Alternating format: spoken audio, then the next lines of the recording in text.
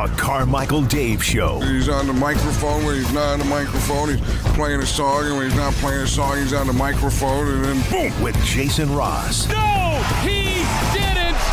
Yes, he.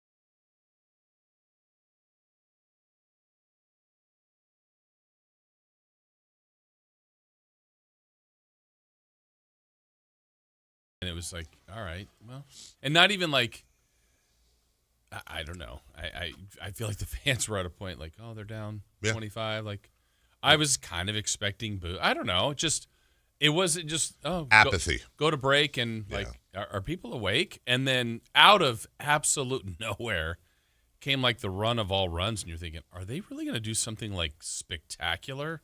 And then by the end, like the margin that they lost, you're like, that's probably the way the game should have been. Mm-hmm. It's just we took a weird journey to get there. Yeah, and there was that run at the end. Yeah. Sort of, ish. But, yeah, I don't know. I probably shouldn't share this, but hey, welcome in. I'm watching the Kings for the last 2 weeks. Really? You sure about that? Maybe. Oh, I bet you tweeted about it. When I say any, I mean. You didn't see one game? I know you were at one in person. No. Well, that's true, actually. Okay, I did see 48 minutes of one game. And then probably combined 48. I mean, when I say I didn't watch games, I mean, like, I made it a point to try to. Why? This is what you want. Just to see. It is. So just why to aren't you see. enjoying this? Just to see. Oh, it's not enjoyable. It's like, let me ask you this. Okay, no. But this is what you. If this is what you want, I'm glad you brought this up. I was anticipating this. Good morning, everybody. Good morning. I have a faulty kidney, and I need a new one. Okay, it's just how it is. Man, a wild time to bring this up. Well, here's the deal. I got to go in and get it removed. Mm-hmm. Otherwise, it's gonna give me a headache or whatever happens when you. I don't know. I've never had a bad kidney. I'm not looking forward to it. Mm-hmm. 2 weeks, go under. You never know. I've been through this stuff like this 10 times with my mom. Scary. You never know if it's truly going to work out. You think it is. All you can do is trust the steps and listen to history and what the doctors tell you. But I'm certainly looking forward to the results of not having that kidney issue anymore. But I'm not going to enjoy the surgery. I'm not going to enjoy the hospital food. I'm not going to enjoy the stay. I'm not going to enjoy the lead up. I'm going to have anxiety. There's going to be times where I'm going to think, gosh, is there some other way? Can I like eat some bamboo or drink some tea? Or is there a natural homeopathic solution? Is this the right thing to do? Are they sure? Do I need a second opinion? There's going to be all of that. But my hope is that after the procedure, in the long term, it will be better for my health. Yeah, but I think the difference here is all along you've been saying, I need a new kidney. I have to do a new kidney. This is why I need a new kidney. Mm-hmm. New kidney, new kidney, new kidney. Mm-hmm. Everybody, let's talk about the new kidney. Yes. And then here we are, and it's not enjoyable. No, I know it's not Yeah. enjoyable, but it's like then all of a sudden, like you're ignoring the new kidney thought. Yeah, no, I understand what you're saying. I'm not just trying to argue. I'm trying to Like this hasn't been a one-time thought. Like No, this is exactly, as a Kings fan, we always, maybe the most popular, most recycled thing on this show for me is micro macro, 50,000 ground level. Ground level, it sucks. It sucks. Yeah. It sucks. But you avoided the ground level. As much as I could. As much as I could, because I knew, listen, there's a number of things. Number one, I just kind of wanted to see, well, number one, it was the holidays. I didn't have to talk about it the next day. That was the biggest thing. Number two, And I understand that. Legitimately, I mean, this is not this is not why I didn't watch the Kings, but part of it is I really tried to do a different, like I'm having a really difficult blood pressure issue right now, and I tried for the last 2 weeks to kind of reconstruct my sleeping timeline and try to avoid as much stress as I could, just to see honestly if it would make a difference over a couple weeks. By the way, spoiler alert, it did not make much of a difference. Exercise did, though. Oh. Yeah. But also it's tough. And I know there's season ticket holders out there right now. They're like, yeah, tell me about it. We paid for this. We go every night. We do the thing. And like you said last night, it's like, well, here we go. And that's unfortunate. It's an unfortunate part of the process, and I can't blame, nor would I ever blame anyone for not enjoying that. But in an alternate reality, I don't know, Kings have 5 more wins, 10 more wins, they're Right. This is the way I would throw it back to you guys. Is there another realistic path you'd prefer for them to be on right now based on coming into the season? No, not based on this roster and the way it's going. That's what I'm saying. Based on what they had coming in. Yeah. Obviously, we'd go back with De'Aaron Fox and some of the moves. Right. Can't But do all that. in August, if I had said, well, this is what it's going to be, I just don't know of a different path. Yeah. That wouldn't be worse long term. Here's an example of that. I literally over the break I had a eye doctor appointment, and so the eye doctor's a huge Kings fan, and she said, "Man, is this the worst season you've ever been a part of, like for you?" And I said, "Honestly, no." And she's like, "Really?" She goes, "You can't." I go, "Oh no, I'm not enjoying it. Right, not by any means." I said, "I think the biggest difference for me, I didn't have the expectations this year of this being." Like, if I felt this was a 45-win team and they're drastically underachieving, that would be harder to take. Yes. You didn't pick them to make the playoffs. Absolutely. I don't know of a lot of people that did. So it doesn't mean like, oh, it's okay. Like, I mean, let's enjoy this 8-win season. No. But relocation years, other years where I thought, maybe the first year after the Adelman year where they'd been 8 years in a row in the playoffs, and then, boom, here's the cliff. Like, I feel like there have been more difficult seasons. Now, record-wise, this may end up being one of the worst, if not the worst. And we'll talk about that later. It hasn't felt that way, though. I mean, I also have to remind myself we still have more than half the season to go, and if we have a lot more, 25 to 30-point losses, maybe I'll change my tune. But because right now it feels a little bit like, it's March 28th. There's like 7 games left. Yeah, they can see the finish line. Yeah. It's not March 28th. No. No, there's a lot left. There is more than half. And I think for the purposes of, and maybe we should put this in, like on our show banner on YouTube or something, or put it in our open. Like, I think for the sake of conversation moving forward, when we're talking about how bad is this year compared to other years, I think the asterisk needs to be not counting off-court issues. Like, obviously, the relocation years were horrible, took a huge toll on this fan base, on this city. But I would say this with no irony. I would, you know what I mean when I say this. They were more interesting. Yes. If they were more interesting. Yeah, but it's hard for me to separate. I mean, I know what you mean by off the court, but those were also happening in season. And so we're doing games while that's going on. And then some of it's like, all right, I'm less concerned that they lost by 12 to Charlotte than, oh my gosh, here's the latest rumor, and it does look like they're moving. Yeah. But they were happening at the same time. Yes. And so to be clear, when I say interesting can also mean horrific. Like we were just worried about crappy record, worried about relocation and jobs for people, jobs for us, jobs for the community in general. There's a whole different. By the way, there's a couple people. I don't have a kidney issue. That was an analogy. Sorry. Thank you for the. Somebody said big hug, and no, I'm okay. Way to go. Thanks. Chris was willing to give his up. This would be one of those. Oh God. Would you take Chris's kidney? No, I don't think. Yours. Oh, yours. Mine's an older kidney. Don't care. Okay. No, my kidney's been through more things, I believe. Yeah, his kidney's probably older in different ways. Battle tested. But it's not even that.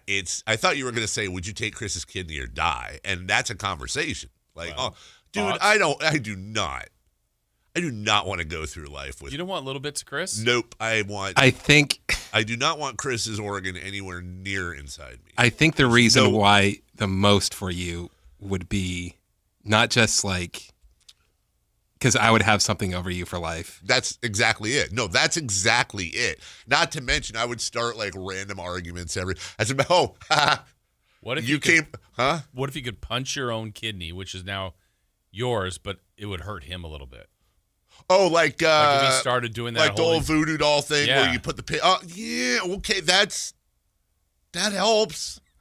Like if Chris ticked me off and I just go, or like it's 2 a.m. I get up to go pee and I'm like, what if Chris is sleeping? Not anymore. Chris actually came up at our family dinner last night. Chris, you were one of the stars of our family dinner. Stars. Yes.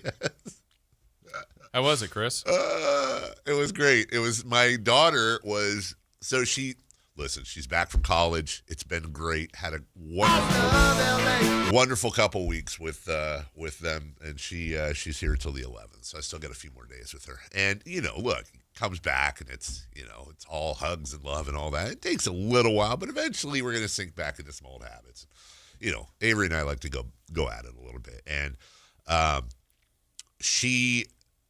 and I was warned that this is fairly normal for returning college freshmen, but she has now entered a war. Like, for example, I'll say something. Let's say you and I are hanging out at my house, Jason. I'll be like, man, I don't really like bananas. And she'll be like, why? No, I think you do. Why wouldn't you like bananas? I mean, honestly, my wife. Yeah, that's not a good. I know. One because you're like chowing down on 2 bananas a show. That is actually very true. I saw a banana. It was the first thing. She's entering the world of contrarianism, and it doesn't matter what you bring up. She kind of wants to argue it.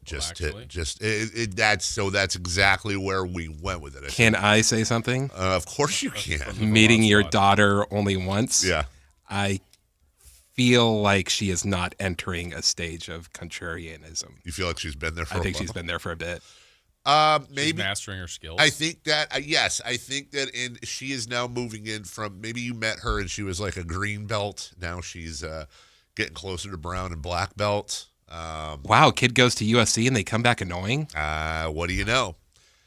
So we had a long conversation about contrarianism and picking your battles, and you don't have to argue it just to argue it. I said, I work with the guy, so now half the time he's trolling. By the way, last night, your guys' reaction to the text I sent you guys, I did not expect that. And the conversation that ensued, wow. Just amazing. I've been sick since Wednesday. Have you? Yeah. Weird. I've been sick since Tuesday. No, you knew that because I couldn't go to San Francisco. Yeah, what is going on here? Well, so Mason didn't have his trip and you didn't go to San Francisco? No, he did. They went without me. I stayed at home and frickin' slept all day. What? Chris, your thoughts on that? I think he could have muscled through it. I promise you, I wanted to so badly. I really did. As a matter of fact, I think You can't talk like this because you sound very sarcastic. No, I know. No, I So the plan was to keep Mason away from the team bonding experience. Yeah. So a family bonding experience. But By the way, they won the tournament. I'm just kidding. They did. Oh, man. I should have let that go a couple more seconds. No, but they won their first game. And so Melissa and I very privately, got me on that one. not in front of Mason, but very privately, we're like, are we kind of rooting for them to lose here? And I was like, I think we kind of are, like, just because if they win the whole thing, that's, oh my goodness, we're never going So they lost without him. They didn't. Yes, because he was not there.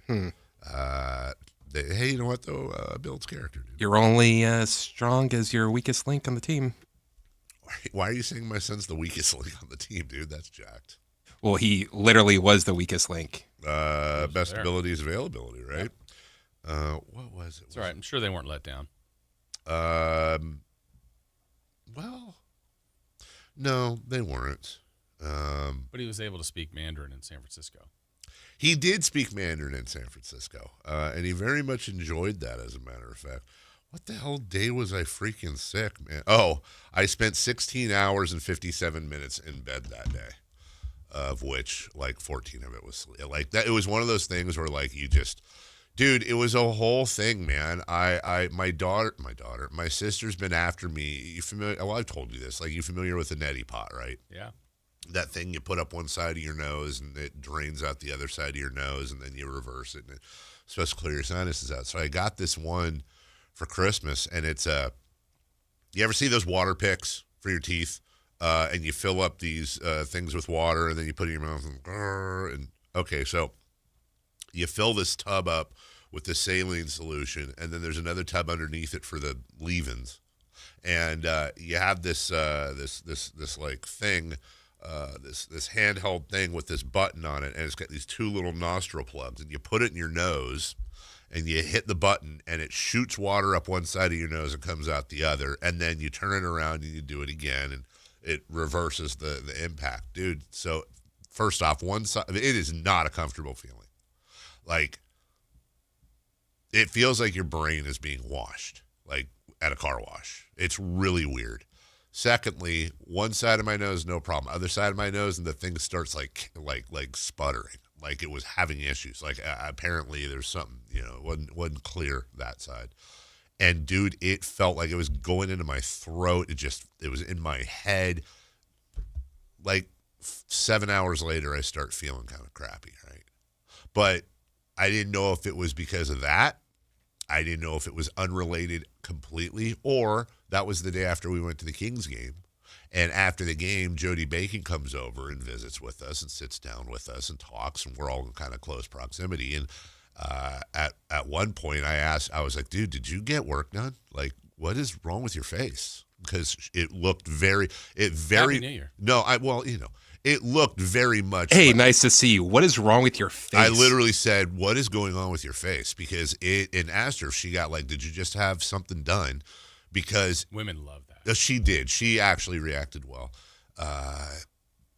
No, she was a little offended, but she understood the question, and it just, her face looked really weird, and I guess she had this massive sinus infection, and it had her cheeks kind of puffed up, and her eyes were weird looking and all that, and so that was the explanation. So part of me was like, did Jody Bacon this happen? Did she just get us all, me sick? Family escaped, but yeah, they went to San Francisco. They did the whole thing. They did Chinatown, Fisherman's Wharf, Blue and Gold Fleet. They did a whole day. So you're sick. You've been sick. Chris has been sick. Yeah. What? Well, you haven't. Yeah. You're Just wonder what I'm coming back into. I'm not sick anymore. I'm recovering. I'm not recovering. What's the word? Like, coming out the other end. What? Double dragon. Yeah. Just. Oh, that's happening. You're really sick. What was your sick? Who, me? Yeah. Just regular, like, Cold. sore throat, sneezing, coughing, Itchy. indigestion, diarrhea. Yeah, you told me about the neti pot. Remember I told you a neti pot joke while we were on the phone? You did? Yeah. I don't remember it. I can't say it. You can't say it on the air? I'm still not going to say it. That's a hint. I want to say it. Didn't I call you the day I was sick? Yeah. Probably. Okay, I probably don't. Yeah. I barely remember that we talked. It wasn't great. I thought it was. Great conversation. You agreed to a lot of things. I did. Yeah. Apparently, one thing. So the text I sent you guys yesterday. Thanks for getting back to me. Is no. I mean, honest question. Do we have an all-staff meeting today that was announced like yesterday afternoon? It was announced prior to that. Oh, Yeah. it was? Okay. I think That's it's before. Okay, that's what But I was think wondering if the I missed in-person that. part might have been. But this has been updated. planned for a while today. I want to say we got our first email like last Friday, Okay. like before New Year's. Okay. Yeah, Okay. It's been there for a little bit. Okay. Because we haven't all, which is whatever. That was the first I remember hearing about it, but that's why I was asking you guys, seeing maybe I missed something. And then on top of that, it's in person at noon. What are we supposed to do from 10 to noon? What do you normally do?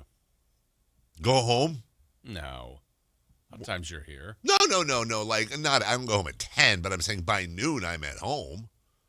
Oftentimes by noon, snappy pants. Especially on a Monday after a vacation where the sleep schedule's not. This is not, I've gotten used to semi-sleeping normally now. What, you woke up at 6? Yeah. I don't think I slept. Well, with the exception of the sick days. What time did you go to bed on New Year's Eve? The night. 12:30. Oh, you made it to New Year's. I did.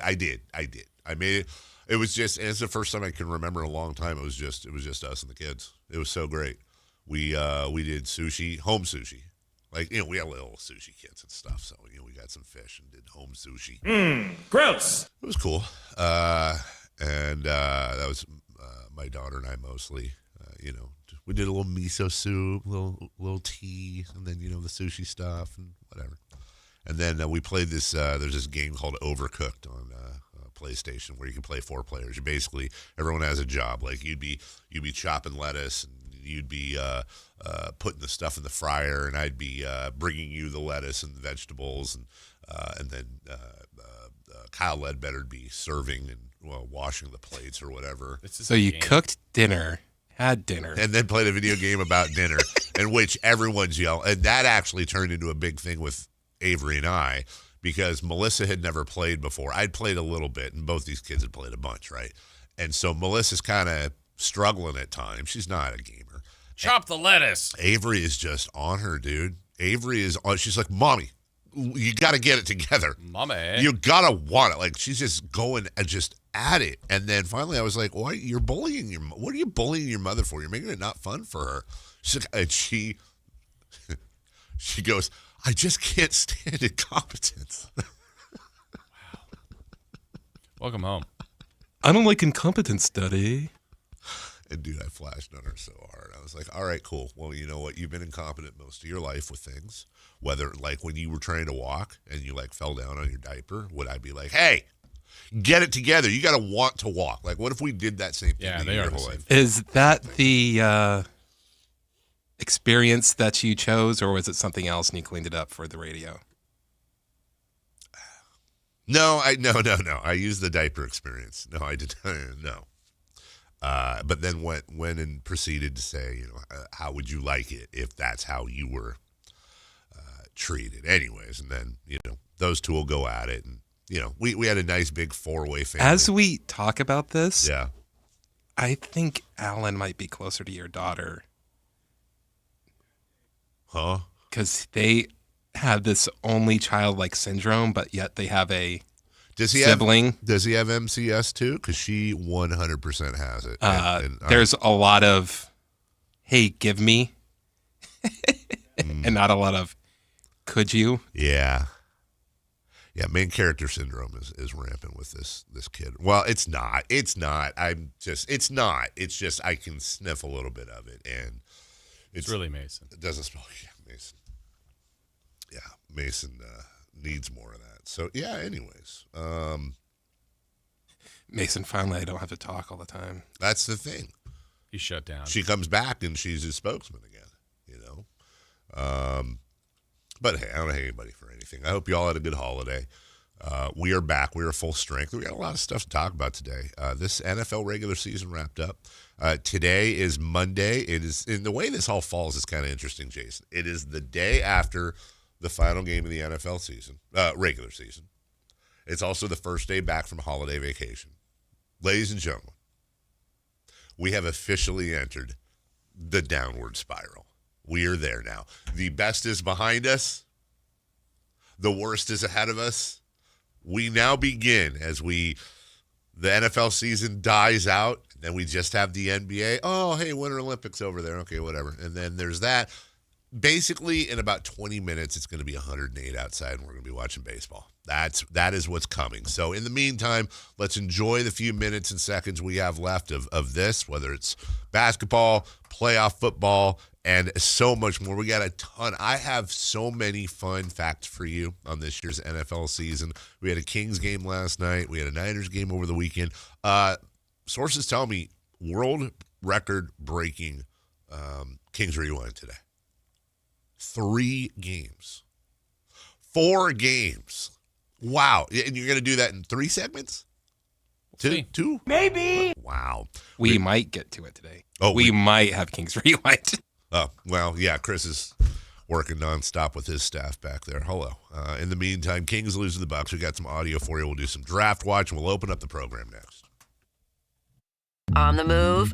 Got somewhere to be? Take Sacramento Kings basketball with you. The Sactown Sports app will let you stay connected to your passion. Never miss a moment of Sacramento Kings basketball with the Sactown Sports app. International Sportsman's Expo, January 15th to the 18th at Cal Expo in Sacramento. Never have I ever called my sister from the finish line of my first marathon. Hello? You won't believe where I am. Are you running? Mile 26. I'm gonna make it. Switch to T-Mobile's 55 Plus plan and get iPhone 16e with its advanced camera system on us. Plus 2 lines for just $30 a line. Guys, I can't believe it. I knew you could do it, babe. That was amazing. Mom, how do you feel? I feel great. I can't feel my feet. Let's take a picture, and then you may carry me to the car. Share every stride, every mile, every memory on America's best network. Switch to T-Mobile's 55 Plus plan and get iPhone 16e on us and 2 lines for just $30 a line. With 24 monthly bill credits and 2 eligible port-ins on Essentials 55 Plus for well-qualified customers with AutoPay, plus taxes, fees, and $35 device connection charge. Credits end and balance due if you pay off early or cancel. Contact us. Finance agreement 128 gigabytes, $599.99 required. Best mobile network in the U.S. based on analysis by Ookla of Speed Test Intelligence data 1H 2025. Visit T-Mobile.com. Happy New Year, Susan. I really appreciate you picking up the bill for lunch. I'm happy to. One of my New Year's resolutions is being better with money. So I've started using Upside, the free app that pays you cash back for buying gas. Wait a minute. Are you saying you actually get paid cash when you buy gas with the Upside app? Yes, I earn cash back just for buying the gas I was already buying. Does that actually add up to anything? I'll make $200 to $300 this year. Wow, that's serious extra cash. I'm downloading the Upside app now. Download the free Upside app now in the App Store or Google Play and start earning cash back on everyday gas purchases. Use promo code RIDER for a 25 cents per gallon bonus on your first tank. That's up to 50 cents per gallon on your next fill up. You can cash out anytime, right to your bank account or a gift card for Amazon and other brands. Just download the free Upside app and use promo code RIDER for a 25 cents per gallon bonus on your first tank. That's code RIDER. Code RIDER.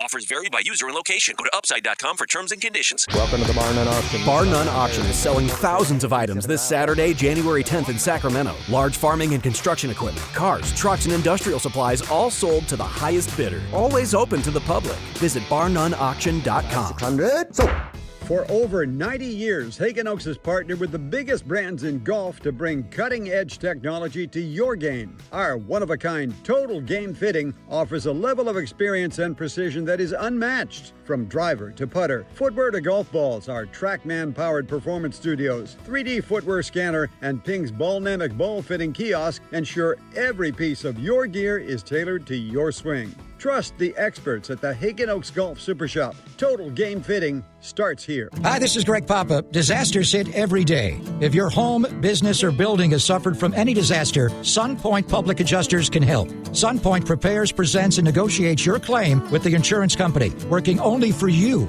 making sure you get everything you're entitled to and letting your focus be on what's most important, your family or your business. Call SunPoint today at 888-247-7865 or contact us at sunpoint.us. SunPoint Public Adjusters, the gold standard in public adjusting. License number 2N14884. Everybody loves the season of giving, but now the season of paying for it is upon us. That not-so-wonderful time of the year when millions of Americans open their credit card statements, stare in horror at the balance, and resolve then and there to find new ways to save money. If you're among those Americans, why not start by cutting your wireless bill in half right now with Pure Talk's Saver Plan? It's easy. You'll get unlimited talk, text, and 3 gigs of high-speed data on a super-fast, nationwide 5G network for just $20 a month. Just dial pound 250, say Mike Rowe, and you'll save an additional 50% off your first month. Ho, ho, ho! And if you're active or former military or a first responder, you'll save an additional 20% every single month. That's pound 250. Say Mike Rowe for the gift that keeps on saving from America's wireless company, Pure Talk.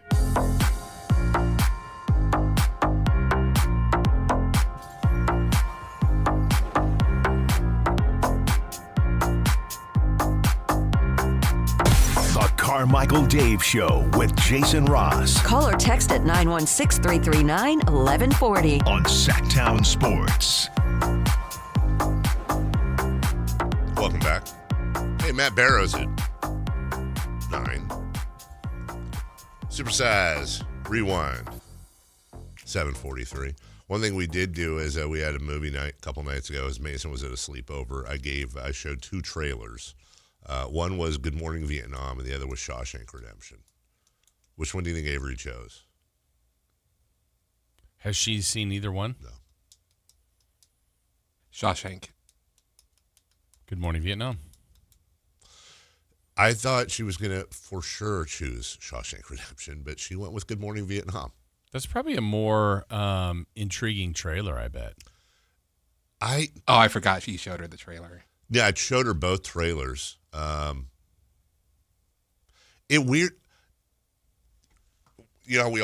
think most people had like little VHS tapes in our generation growing up that would have like multiple movies you'd record on it. So I had a couple, and one of the movies I had was Good Morning Vietnam. And so I've seen the movie like 50 times. Grew up watching it. Wonderful movie. Really, Robin Williams should have won an Oscar for that. It lost something for me. And I think maybe it's because I was watching it with Avery, and I don't think a lot of the references, even though we didn't live in Vietnam times, I think we understood some of the references. I don't know that she did. She still loved it, but I was surprised she chose that over Shawshank. Because we've never watched Shawshank together, and I thought, that's probably my favorite movie. Those were the 2 choices? Yeah. We were just, I don't know why it came down to those 2. That was a process, but it came down to those 2. So I think we're going to knock out Shawshank. What's the last movie she showed you? What's the last movie she showed me? He's like, Dad, you have to watch this movie. Well, I guess if it counts, she showed us her. We got to see the debut of her documentary on the Who Framed Roger Rabbit. That doesn't count. Animator doesn't count. Last thing, it wasn't a movie, but she makes me watch or wants to watch, and we do that new Beatles anthology on what is it, HBO or whatever the hell it is. But again, she knows that's something I want to watch. Usually I'm the shower because she has. I think you should turn over the reins. I think you're high. Last time I tried to turn over the reins, I gave her the Spotify in the car for a trip down to L.A., and I listened to more Radiohead than I ever had combined.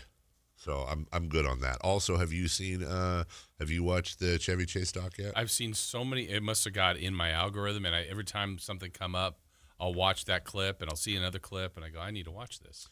I don't know if I'm going to. Yeah. I kind of don't want to. I kind of just want to remember Chevy Chase as that quirky, wacky 80s. Okay, then don't watch it. But I know I'm going to. The clips I've seen, it's not like it was a secret that he was kind of a ding-dong. Holy crap, though. The things I've seen, it's just like, wow. I don't even know how to mount a defense here, like, tortured artist or, whatever. You learned from it that he didn't have the best childhood. Okay. And this is some trauma or something coming out? Like, they let it be known that he is a jerk, and you see him being a jerk with your own eyes. Yeah. But there's this sense of he's kind of mean to people before they could be mean to him type of thing. Gotcha. And then when he's mean to people and then they're like, okay, screw you, I'm going to be mean to you, then it's that type of thing of like, see, I knew it. So it's a self-defense. Yeah. Gotcha. Well, whatever.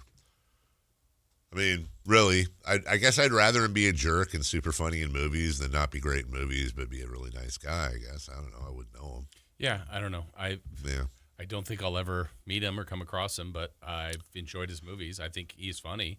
Very unique. Yeah. Oh, there's another. Who's a Chevy Chase comparison? We're doing sports. Like, we were doing a sports style. Who's his comp? I don't know that there is a comp. There really isn't. He's really... It's like snarky, smarmy, funny. I don't know. I don't know that there is a comp for him. I just liked him in Three Amigos. All right. I've stalled. Kings-Bucks. Kings-Bucks last night. And Giannis Antetokounmpo, he's good at the basketball. Porter Jr. now throws to the left side of the floor. Rollins holds it above his head. Now enters to Giannis. Giannis digs in on Keegan Murray, spins right to the rim, and he scores down inside. Such a tough matchup. Zach LaVine came back last night, buried a three, and Gary Gerald welcomed him back. Schroeder, middle of the floor, comes to the left wing, then loses the handle. On the floor, steers it to Clifford. Neek with a drive and a kick. LaVine for three in the corner. He's got the bucket. Welcome back, Zach LaVine, after missing the last 9. This game is tied at 26 apiece after the Kings had gone down 26-19. Yeah. That's the only 3 they made in the first half. They use Fiend for Zach LaVine. They use what? Fiend. What's that? The song that they played. Oh. I didn't even hear it. I don't like that. No? Why? Is that a thing? It's just been overplayed. Gotcha. Well, 37 points for Giannis Antetokounmpo. He obviously had a great game. Kings were down big. Then in the third quarter, Neek and friends helped get the Kings back into things, and back-to-back threes gave him a 10-0 run to start that. Schroeder for 3, scores the triple. All right, now things are starting to get a little more interesting. It's 85-72. Sacramento still on the short end of things. Trent Jr. to beat the shot clock. Gets the 3 off. It's no good. Rebounded by Eubanks. Kings are on the move. Schroeder says, come to me. It's LaVine. He takes it. He fires it. He scores it. And the Kings are on a 10-0 run. And Doc Rivers calls timeout. Now there's legitimate hope in this building. It's 85-75. 50 seconds gone in the fourth quarter. Okay, so 10-point lead. Cut down to a 10-point lead. Yep. Remember, Kings had already beaten Milwaukee in Milwaukee this year, so that's got to be in their head. Russ with a block and a score to cut it to 8. And then Dennis Schroeder buries a jumper. Big run here. Schroeder spins, gets the screen, now runs back to his right at the free throw line. 15-footer. He's got the bucket. It's 14 unanswered for Sacramento. Doc Rivers beside himself down there, trying to exhort his team to rise to the occasion. Mm-hmm. Okay, 85-79 there. Russ, more defense, hooks up with Zach. Antetokounmpo, Giannis against Westbrook. Westbrook steals. Kings break. 3-on-1. Left wing. Here comes LaVine. Up and down. 2-hand rip. It's 16 unanswered points. We have a 4-point ball game at 85-81. Still 9.5 minutes to go in this one. Well, I'll save you. The Kings get outscored, I think, 30-17 the rest of the way. 85 at that point. 85-81 Milwaukee. That's in the fourth, and they end up scoring exactly 30 points in the fourth, 30 more. They win comfortably, 115-98. Yeah. Zach LaVine off the bench, 36 minutes, though, 20 points, rather efficient. Do we know how Keegan Murray is yet? We don't. Okay. It did not look good, though. Yeah, there's that as well. Keon hurt his thumb. Like, there are multiple injuries. Yep. The news just keeps rolling. Hopefully we get good news on both Keegan and Keon. But, yeah. Yeah. That was it. And the Kings fall to 8-28, 5-12 here in Sacramento. And they've got the Mavericks coming up tomorrow. Mavericks are just here. Yeah, they were. I saw a win. That's the game I was at. Saw a win. 8 o'clock tomorrow night. You love that. Absolutely. You love that. Let's play at 9. We'll take a quick break. When we come back, a wild final weekend in the NFL. Whether it's the Steelers, whether it's the 49ers on Saturday, and so much more, plus the Raiders. Well, they won. They won. They won, and they really won. So good for them and the Giants. My goodness gracious. We'll take a break. We'll come back. We'll cover all that before 3 for Madness next. The Sactown Sports 1140 newsletter right to your email. Get your latest on the Sacramento Kings, athletics, and Republic FC with the Sactown Sports 1140 newsletter. Visit SactownSports.com to join. Hey, it's a new year, but it's another opportunity for you to kind of evaluate things. How are you looking as far as things in your life? Are you in a spot where you feel like you need some representation? Well, I've got someone here that can help you, and that's Jonathan Gonzalez. Gonzalez Law and his team right here in downtown Sacramento has helped people for many, many years, and 2026 will be no different. He's been successful in the courtroom if needed there, but successful in helping with advice for others. And a lot of people have had things that have happened to them in the past that they just can't quite shake free and would like to get some of their rights back. Well, that's all possible if you get an expungement. That's an area that he has specialized in, kind of clean that record and get your life going back on track. Whether you go to saclegaldefense.com or call him at 916-304-9187, he and his team will be able to help you, help answer those questions that you may have, whether you've been involved in a car accident, a wrongful termination case, sexual harassment case, you need criminal defense, or the expungements that I'm talking about, a wide variety of things. You've got questions. He's got answers. It's Jonathan Gonzalez, Gonzalez Law, saclegaldefense.com, 916-304-9187. Celebrate the new year in style with a new Honda from Stockton Honda. Whether you're shopping new or pre-owned, Stockton Honda has the selection and savings. With new Hondas in stock and ready to go, now is the time to save on your favorite Honda in person or online. CR-V, HR-V, Pilot, Accord, Civic, and Ridgeline. It's a new year with endless possibilities. Get the deals that make it easy to say yes. Upgrade and save today at Stockton Honda. Anytime, anywhere, it's all here.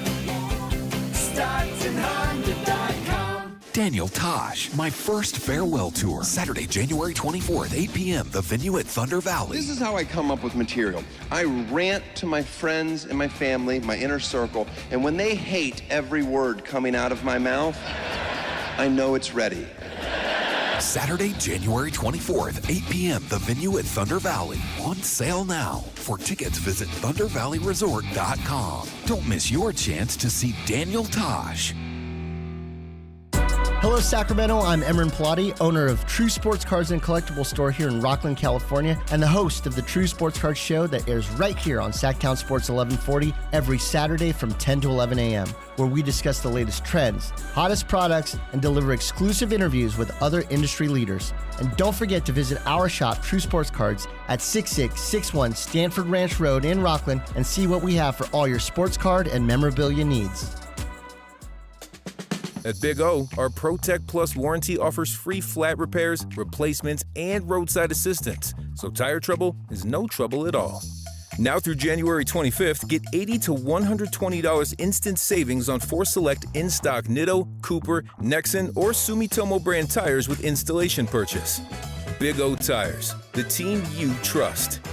Installation required. Disposal fees and shop fees extra where permitted. See store for pricing. Eligibility may vary. Not valid with other offers. Year-end pricing's in effect. Every vehicle's priced to sell before the new year during Happy Honda Days. At Folsom Lake Honda, your one-stop Honda shop. Get behind the wheel of your new Accord or Civic today. Own or lease during Happy Honda Days at FolsomLakeHonda.com. As a family-owned and operated dealership since 2009, customer service is our #1 priority. Our customers love doing business with us, and you will too. Folsom Lake Honda is your one-stop Honda shop. Folsom Lake Honda. Visit us at FolsomLakeHonda.com. Your one-stop Honda shop.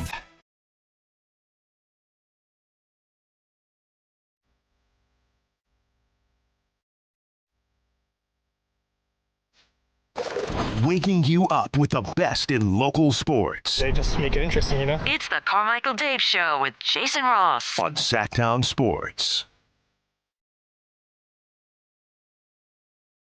Welcome back.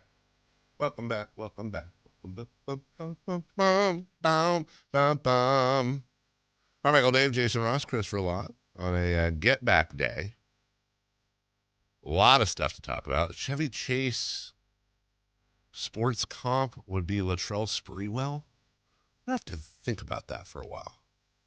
I think I understand what the texter's saying there in the sense that Spree was unique too. I don't know what statistically you could make comps. I think I got it.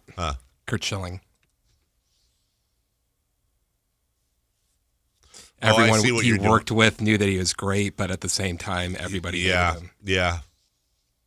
That's a good comp. I hate to admit, but that is a really good comp. Yeah. Kurt Schilling, obviously Ty Cobb. Yeah, there have been people that I know Ty Cobb. Yeah, I get it, but either way. Welcome into the chat, Terrier HTFC. That's one of our friends from across the pond. He also is very kindly wishing me luck with the kidney thing. I don't have a kidney thing. It's an analogy. They must have thought I was a real jerk when I said, like, oh, you're bringing it up now, huh? Mm-hmm. I now deeply, deeply regret the analogy in trying to. Jason asked a very good question about why are you not having fun or enjoying the King season when they're terrible, when this is what. Or even just you were taking it off. Yeah. Why are you not, you're disinterested when, and I was trying to make I did make the analogy of, it's as if you needed a kid. I should have just said medical procedure, but, you're not going to enjoy it. You're going to be anxious. You don't want to go through it, but you're hoping in the long run it works out, but there's never any guarantees either. So there's that anxiety as well. Anyways, but it's very sweet and kind. And thank you for the well wishes that are misplaced. I need well wishes, but for don't be so fat. Get your blood pressure down. Give me those well wishes. I just don't want to see Save Ferris balloons popping up all over town here now. The weekend in the NFL was cray-cray. Dude, between the Rams and Seahawks a couple weeks ago to the Niners-Bears last week, to that Steelers-Ravens game last night. Now, were you able to catch? Oh, I was. Okay. I saw it. I had it on my phone watching that during the end of the Kings game. That fourth quarter, I should say the second half of that fourth quarter was drunk. It was absolutely hammered and needed an Uber to get home. It was, 13-10 defensive struggle, and then all of a sudden, bing, bang, boom. And I'll tell you, and it's not just because the kicker had red hair, because I was watching it with my son, and I was like, oh, it's like grown-up Mason there. I was thinking, I even told him, I said, dude, if this was you, I can't imagine what his parents are going through right now. I couldn't even watch. If a rookie kicker with the season on the line, on the road. Mike Tirico didn't help either. Mike Tirico. Oh, what did he say? Mike Tirico's call on that kick is one of the reasons why Mike Tirico is one of the best to absolutely ever do it. Because look, and this is no offense to anyone who would do this, but it wasn't just lead up to it and then hear some screaming and which would have been perfectly fine. Good call. I like that call. I like that call. It was a very good call. What Mike did a whole thing leading up to it, the story behind it, and then when it actually, God, I got so much stuff here. He did a very good job setting the stage for, what eventually happened. I'm just going to find it here. I want you to hear this call now, Jason. Yeah, because I didn't hear any of it. I watched it without audio. Oh, that poor freaking well, either way, right? If he makes it, yes. I feel for Boswell, yes, who missed the extra point, yes, to even have this opportunity to win it. But yeah, I don't know why. Because the kid's a rookie and had red hair. Felt even worse for him. Here's the lead up. Harbaugh is telling Likely how special that play was to set up this moment for the rookie out of Arizona. The Ravens, of course, had Justin Tucker for so long. The most accurate kicker in the history of the league. Rodgers can't believe what he has just witnessed. What might be the end for him. But they went around the country and spoke to a lot of the kickers who were coming out. And they decided Tyler Loop was made of the right stuff for moments like this. He now has a chance to win the division for the Ravens. The final play of the regular season for the final spot in the playoffs. Tyler Loop from 44. Snap good. Hold it. The kick is no good. It is wide right. And the Steelers are the champions of the North.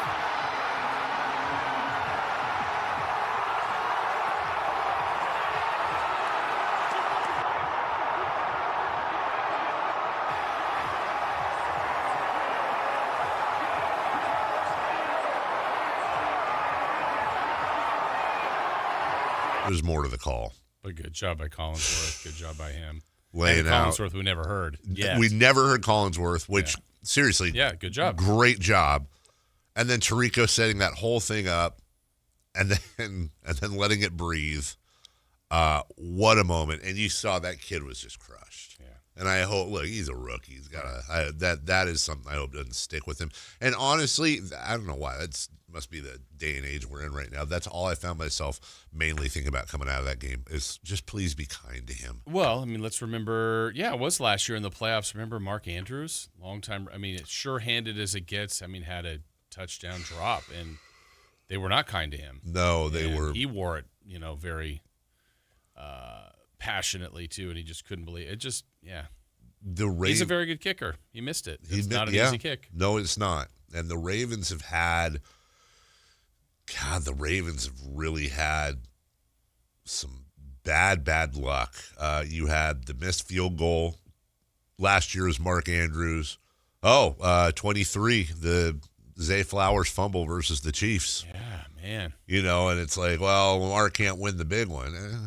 I guess, but I mean, the fourth down throw to get him down there, the two previous long touchdowns to put them ahead, like he did everything he could. He is, and by the way, and that first touchdown to Zay Flowers, it was such an insane play by Lamar Jackson on so many levels because it was, I think, fourth and 1, and he had the tackles split. He had the first down right in front. He missed it. Game over if they don't get that. If that ball is incomplete, game over. He had the first down literally wide open in front of him. Sees Flowers. Now, I understand Flowers was wide open, and you just had to throw it to him. But the presence of mind to not just go and run and get those yards and have it in hand, but to step through that split and make that play. He is also, by the way, the first quarterback in NFL history to lose any game after throwing multiple go-ahead fourth-quarter touchdowns of 50 or more yards. Wow. In the second one, I think it was, the long one. So, again, watching without audio, and you see at the bottom of the screen flag, and I'm like, man, it's coming back. Yeah. And he even paused. So I'm watching going, oh, that's too bad. It's a hold, I'm sure. Exactly what I thought. And then, obviously, it was on the defense. But, I couldn't hear any of it. I'm like, oh, my gosh. Now they're going to win. Yeah, the back and forth in that were crazy. The NFC South champions, the Carolina Panthers, losing 2 in a row to finish the season. They finish in a 3-way tie with Atlanta and Tampa Bay, and they will host a playoff game. Doesn't it feel like Atlanta should go? It does. Atlanta or none ends up. No, it does feel. I hate this. I absolutely hate it. I hate that any of those teams are in the playoffs. I really do. Yeah. I've always hated that. I hated it when the Seahawks were under 500 and beat the Saints. I hate it. It's just so lame. I hate to say that something like that is good, but if you don't let the Seahawks in that year, we don't get that. The Beastquake? Yeah. No, I'm with you. Look, I'm with you on that. And who knows? Maybe Carolina goes on and wins them. Okay, they're not going to win the whole thing. Yeah, that's the thing. It's one game. I think they could win a game. Sure. I won't pick them to, Sure. but you don't think they can win this thing. No. And even if they, either way, you got, I don't want to say it because I'm a Niner fan, so it sounds like sour grapes, and the Niners deserve exactly what they have, but the Niners are 12-5, and they're going to play the defending champions on the road. 4 more wins than them, right? Yeah. Hell, the Chargers are 11-6. Yeah. You know, we could go through plenty of teams. And can I ask a question about the NFC South? This will take probably further research, but I was like, not only is that just a joke of a division in general, but like, is it also the least cared about division in sports from a fan standpoint too? Like, I don't really have a ton of respect for any of those fan bases. Maybe Tampa Bay. But like the Panthers, the Bucks. What about the Saints? Okay, I take it back. You're right. What's interesting is Falcons. The Saints-Falcons rivalry is really, really good, but it's not impactful like as far as division races and that right now. But those two teams, it's like Pittsburgh they can't. Baltimore, Yeah. but they don't play in the big games like that. They don't. And I hate that division. I just hate divisions. Just come into the real world here. Everybody just come into the NBA world. Keep your regional rivalries. So would you still play the Seahawks, Cardinals, and Rams twice if you're the Niners? I think I'd have to figure that out scheduling-wise if you would. Because think about that. That's set up for the last weekend was all division games. Yeah. If we had Seattle, if we didn't have Seattle, San Francisco in Week 18, Pittsburgh, Baltimore in Week 18. But would we have other matchups that, Might. Like weighted NFC, AFC, maybe you give special love to rivalries. I would love to see from a playoff standpoint. For me, I want to see. I don't like the idea of an 8-9 team being. Or can they get in, just not host? That would be a good first step, at least. But the fact that you're 8-9, and we see this every other year, it's dumb. We'll take a break. When we come back, 3 for Madness. The NFL season as a whole. Myles Garrett. And I got some really cool facts for you on the NFL season this year as well. I hope I get to share them in the next segment. We'll be right back after this. Download the Sactown Sports app. Sacramento sports in your pocket. This is Sactown Sports 1140. This is the story of the one. As a safety manager at a manufacturing plant, he does everything he can to keep his coworkers safe. From finding ways to reduce risks to keeping safety supplies in stock. And for that, he relies on Grainger. Grainger offers a broad range of quality products and next-day delivery, so he can always play it safe. Call 1-800-GRAINGER, click Grainger.com, or just stop by. Grainger, for the ones who get it done. Never have I ever called my sister from the finish line of my first marathon. Hello? You won't believe where I am. Are you running? Mile 26. I'm gonna make it. Switch to T-Mobile's 55 Plus plan and get iPhone 16e with its advanced camera system on us. Plus, 2 lines for just $30 a line. Guys, I can't believe it. I knew you could do it, babe. That was amazing. Mom, how do you feel? I feel great. I can't feel my feet. Let's take a picture, and then you may carry me to the car. Share every stride, every mile, every memory on America's best network. Switch to T-Mobile's 55 Plus plan and get iPhone 16e on us and 2 lines for just $30 a line. With 24 monthly bill credits and 2 eligible port-ins on Essentials 55 Plus for well-qualified customers with autopay plus taxes, fees, and $35 device connection charge. Credits end and balance due if you pay off early or cancel. Contact us. Finance agreement 128 gigabytes, $599.99 required. Best mobile network in the U.S. based on analysis by Ookla of Speed Test Intelligence data 1H 2025. Visit T-Mobile.com. Hey, it's Carmichael Dave. I got to tell you, I am so excited to get get this decking project started with Trex Decking and Railings. From the first time I stepped foot in the showroom last week, I was so impressed. So many color options. Heat-resistant composite deck. What does that mean? That means I don't have to do any maintenance on it whatsoever. They even have a deck designer, so you can go online and see what your dream deck will look like on your house. Just visit Trex, that's Trex.com to get it started. Tell them Carmichael Dave sent you. Guys, low energy, low drive, or strength not what it used to be? For many men, it's low testosterone. At Revive Men's Health Sacramento, start with a free T-check, exam, and consultation to get real answers. And this month only, qualified patients may receive 25% off testosterone replacement therapy. Call 916-619-3000 or visit ReviveMen'sHealth.com. Terms apply. Must medically qualify.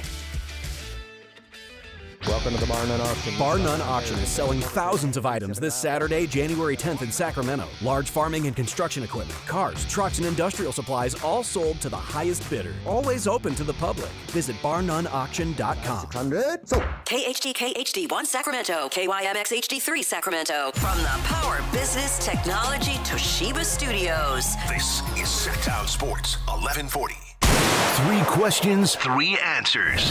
It's 3 for Madness on the Carmichael Dave Show with Jason Ross. Here's question 1.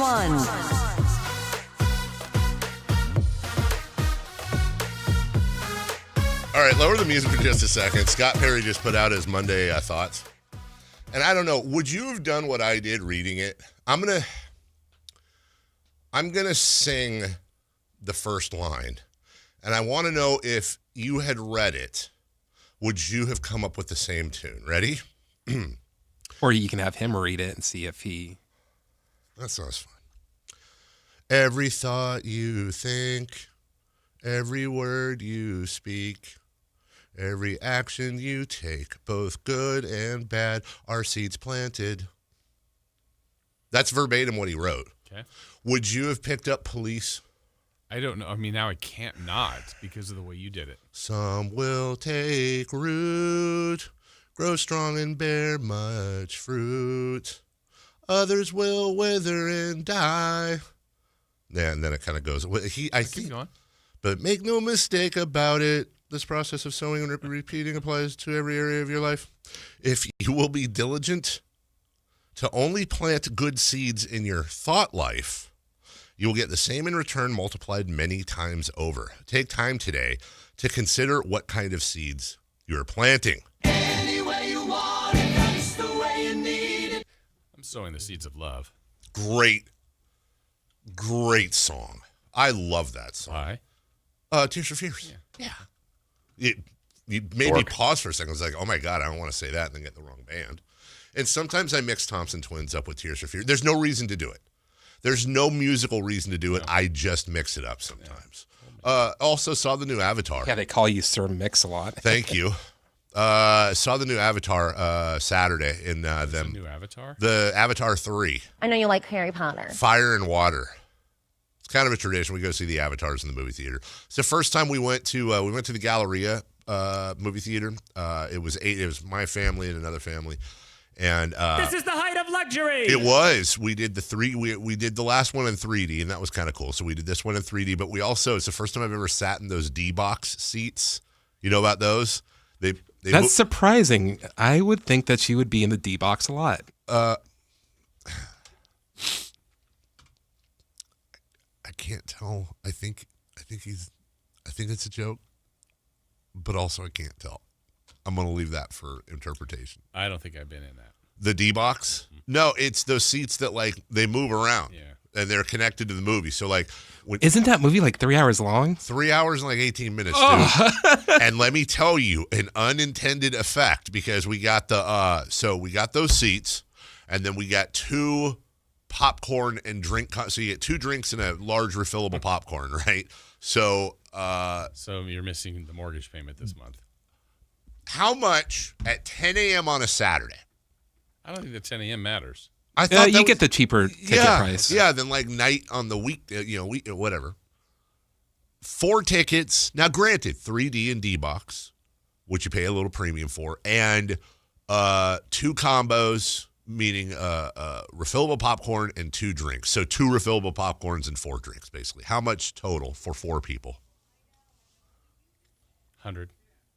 No, I'm going to say like $138. $161. Oh, I've got the 20% off. That's why. Give the 20%. Sure, it was great though. It was great. It was great. It was a cool experience. Obviously, you don't want to do. I think it'd be stupid to do like a D-Box movie for like I don't know, like There Will Be Blood or something. Like, it's got to be an action movie. I think. $160, dude. Know what you do next time? You go to a morning movie. Yeah. Pop over to McDonald's, get a couple of sausage McMuffins. Stuff them in your pants. That's illegal. They'll boot you. Will they? They don't care. No food for me, sir. Just the movie. I thought you were going to say go to the movie, buy a regular ticket, and then just look online and see an open D-Box seat and then just go sit there.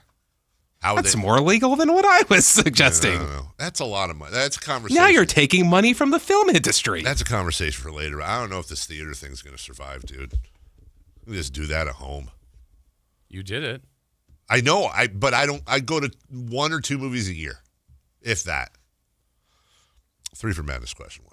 Then go to Naked Gun with us. Is it recency bias, or does it seem like one of the more exciting regular seasons we've had in the NFL for a while? Gosh, maybe yes to both. I don't know. I can't tell you if it's recency bias or not. I thought there was a lot of really exciting games this year. A lot of really exciting storylines. Exciting teams, turnarounds, players reclaiming or claiming dominance. I, as an NFL fan, I thoroughly enjoyed this season, but I don't know. Maybe I was saying the same crap last year. Yeah, I think the NFL's just got it figured out. They do. Every year is pretty darn good. I mean, you have some new teams in that could be exciting for some. Maybe some that expect, hey, where's my Baltimore? Where's my Kansas City? Well, they're not there this time. I mean, I think that's probably charm for some fan bases. But yeah, I think on a week-to-week basis, there's always something. And the fact that we got to the end here with what the Niners game, the impact that had, obviously the Steelers game, the Tampa one was weird because Tampa won, and then wait, they're not in. And they're not in. They may not get in, and that was that other thing because of that Rams loss last week. There was a lot of weird stuff, but yeah, it was a great year. It was a really, really good year. I enjoyed it. Question 2, please. Question 2. By the way, it's Avatar Fire and I think I said Fire and Ice. It's Fire and Ash. Sorry. Whatever. There's a bunch of flying things and stuff. Sounds like a great movie. Was it great? It was. Was it worth $160? No. The experience was worth that experience. It's going to be a good memory over the holidays. It's fun. It was a good experience. It was way too expensive. Won't do that again for another year. Would you feel better if you saw it in regular? The 3D in the movie, for that particular movie, like that's one of those movies that's kind of made for that. Like I said, I wouldn't go see, Mary Poppins in one of those things, but it was kind of made for that, the 3D. Like those are, I'm not here to promote or not Avatar. It doesn't need help. They're beautiful movies. They're visually beautiful movies. But this is the third? This is the third. And I think there's like 2. I thought this was the last one, but apparently there's like 2 or 3 more. Like James Cameron needs to go do something else, dude. Pretty good director guy. This seems like a cash I'm grab. 3 on those. You haven't seen any of them? Oh, you should. I haven't seen any of them. Really? Well, I would say if for no other reason, they are gorgeous movies. They really are visually appealing movies. It is kind of Dances with Wolves in Space. Like it really kind of is Dances with Wolves in Space. We come take over and want the thing, kick out the whole thing, the whole storyline that's real and tragic with Dan. They kind of, you'll see the connections, but also like they're cultural phenomenons. I mean, Avatar, I think is still the most successful movie of all time. Most successful meaning box office. Yeah, it gets 160 pop. Seriously. Well, what do you mean? It is. I'm not saying it's the best I would movie. say the movie that sold the most tickets would probably be considered the best. Well, actually. Question 2. God, 2 weeks. With him setting the sack record yesterday, where does Myles Garrett rank with the all-time pass rushers? I mean, he's averaging per 17. He's averaging the most. I was looking at height and weight comparisons between him and Lawrence Taylor, too. He's bigger. He's about 30 pounds heavier. They ran similar. Taylor was faster. They ran similar 40s. You know, Bruce Smith, the all-time sack leader, played till he was 40. Myles Garrett is 30 right now, averaging more per game than Bruce Smith. It's just Myles Garrett's just a badass. And I will say this. I don't know if he's going to be the greatest of all time, but I would, Reggie White, Bruce Smith, Michael Strahan, Lawrence Taylor, and many others, I would put Myles Garrett in there. Yeah, it's too bad he doesn't get a bigger stage. I mean, he's getting attention, and the record's amazing. I don't know if there's any thought to the record that it's an extra game. It's funny. I mean, either way, it's a phenomenal season, yeah, right? It is. And there is, look, it is an extra game. I was looking at some numbers there too, though. That just is interesting for the conversation. But he did play in more games, and I've got some of these stats coming up. But like for example, T.J. Watt in 2021 had the record at 22.5 sacks. He did it in 616 snaps. Garrett did it in 437 snaps. Like, it's insane. Yeah. And he also has, they did a comparison too. I'm not going to find probably, but with him and Michael Strahan and kind of a similar thing. Yeah. But you're right. It's still an extra game. Yeah, but that's to not take away. It's incredible. It's too bad he hasn't. It's a little bit like, hey, Shohei became a different player almost when he went to the Dodgers because now we saw him at what felt like a bigger stage, and in the postseason he did more. You'd love to see a guy like Max Crosby too. It's phenomenal. Yeah, love to see him in a postseason situation. Love to see Garrett get those opportunities. Also, if he had other people on that line, that could take away double teams from him too, which makes it even more impressive. Question 3, please. Question 3. Hey, Dave. Hey. With the regular season over, do you have any fun facts for us? Hey, I do. It's funny you asked that. I got a few facts. You ready? Not football related. No, well, a couple of them aren't, but I think almost all of them. We'll start with the Panthers. In 2002, 2003, Ohio State was they were the national champions. Panthers had a losing record that year. The Panthers opened the next season versus Jacksonville, and Jennifer Lopez filed for divorce with Chris Judd, and the Panthers made the Super Bowl. In 2014, 2015, Ohio State were the national champions. The Panthers had a losing record. They opened the next season versus Jacksonville. Jennifer Lopez filed for divorce against Mark Anthony, and the Panthers made the Super Bowl. Last year, Ohio State, they were the national champions. The Panthers had a losing record. The Panthers opened the season against Jacksonville. Jennifer Lopez filed for divorce against Ben Affleck. What? Yeah. So they're winning the Super Bowl. They are. Or getting to the Super Bowl. I would say they're at least getting there. Yeah. But one of these records is going to fall because in 2005 they elected and by they I mean the people elected a new pope. Yeah. Also, the Seahawks were 13-3, the number 1 seed in the NFC, and made the Super Bowl. They lost. In 2013, they elected a new pope. Seahawks were 13-3, the number 1 seed, and they made the Super Bowl. They won that year.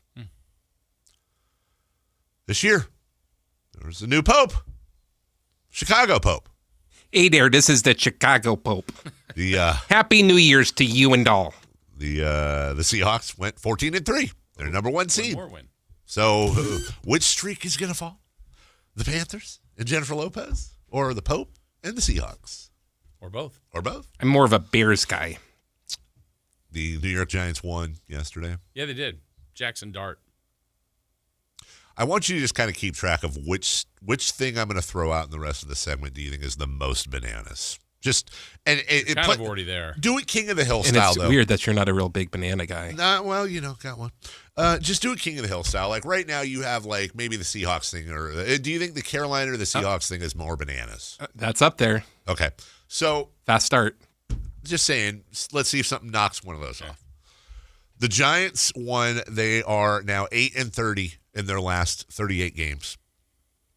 Of those 8 wins, 4 of them were either in week 17 or 18 when they've been long eliminated from playoff contention and only lost draft positioning with the win. Half of their wins over the last 38 have actually hurt them. That doesn't move up the mountain. Okay.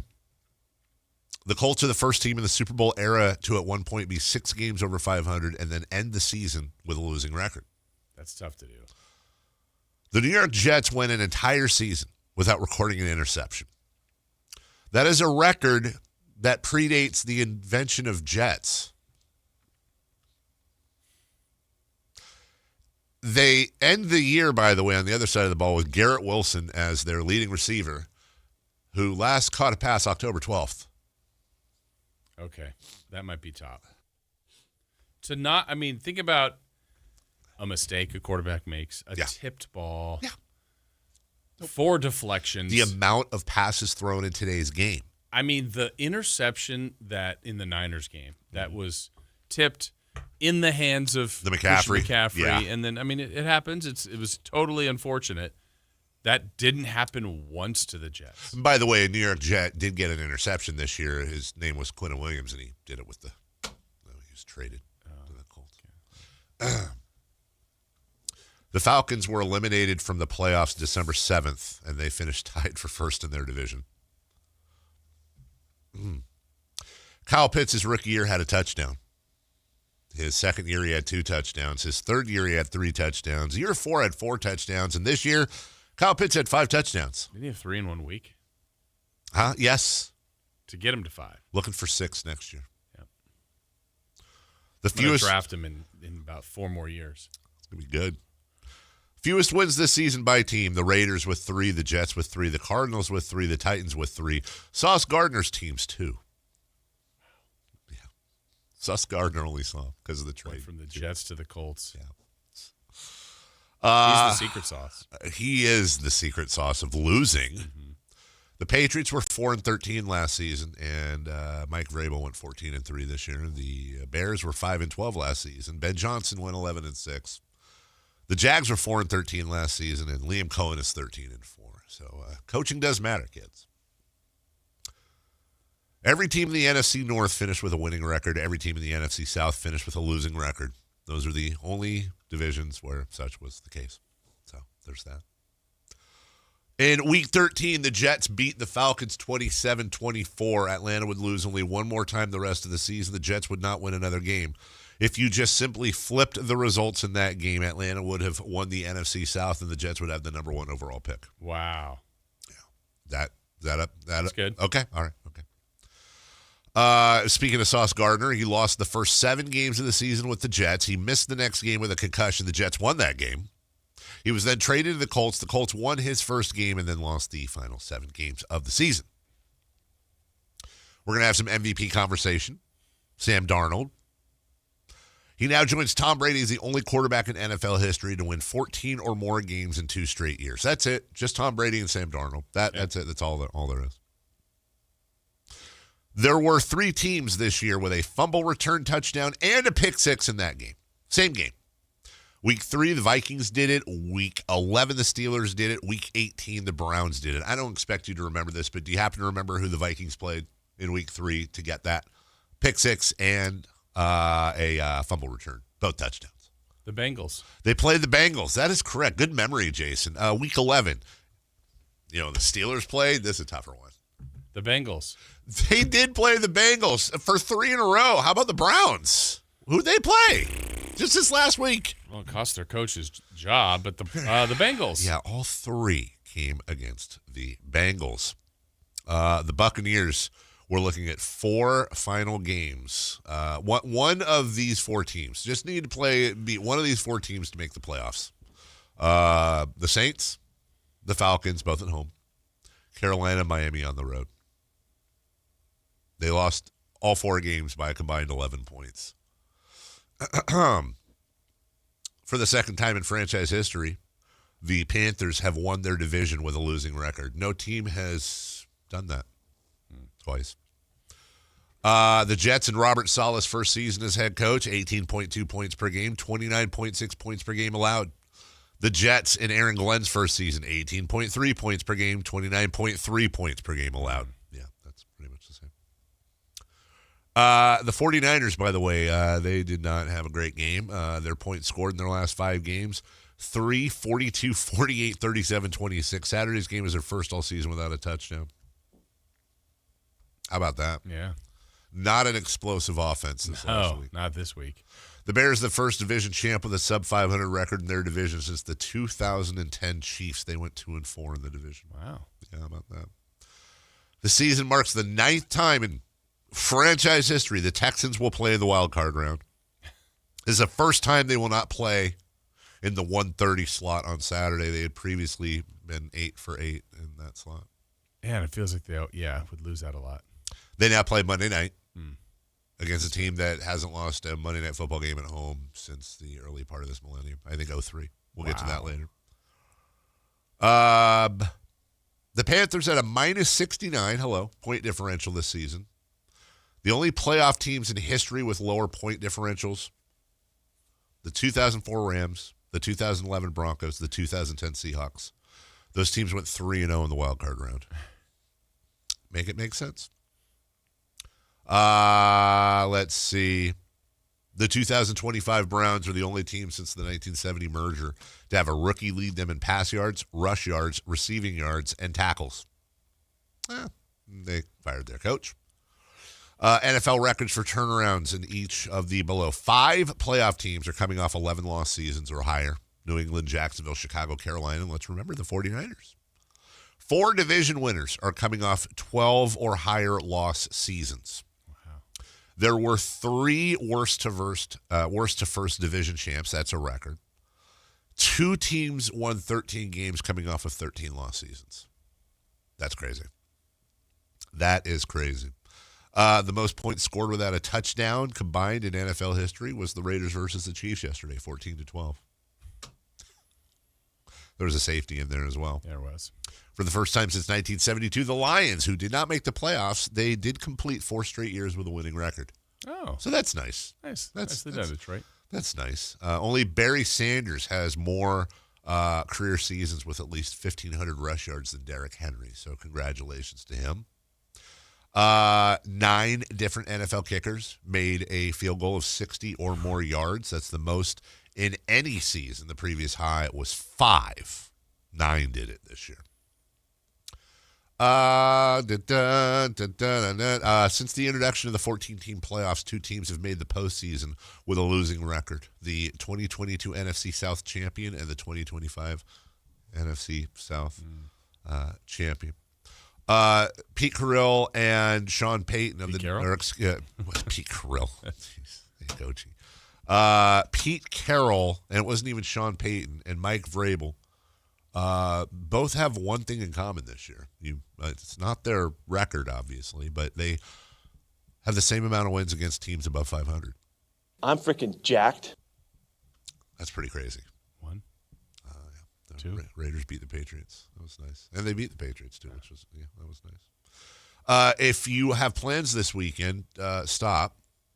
It's going to be a phenomenal football weekend. Here's how it lines up.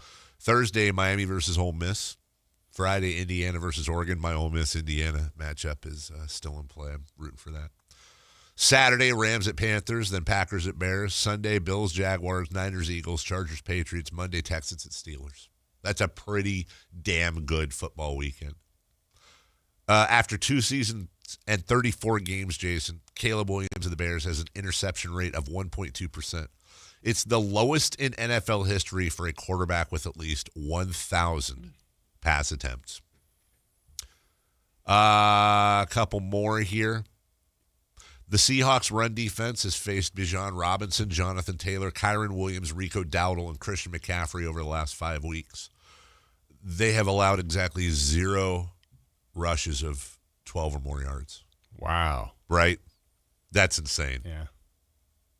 The 2025 NFC West may be the greatest division in NFL history. First division to feature 3 teams with 12 or more wins. So that's nice. Trevor Lawrence in his last 8 games, 19 pass touchdowns, 5 rush touchdowns. The only players with those TD totals in an 8-game span, 2019 Lamar Jackson, 2015 Cam Newton. We were talking about this earlier. Myles Garrett played 130 fewer snaps in 2025 than Michael Strahan did. And we went over the T.J. Watt number as well. T.J. Watt needed 616 snaps. Garrett had it in 437. When you talk about beating teams over 500, Seattle beat the 13-4 Jags, the 10-7 Steelers, the 12-5 Texans, the 8-9 Panthers, the 12-5 Rams, and the 12-5 Niners. They went 6-2 against playoff teams. 4 of them were 12-win teams. Yeah.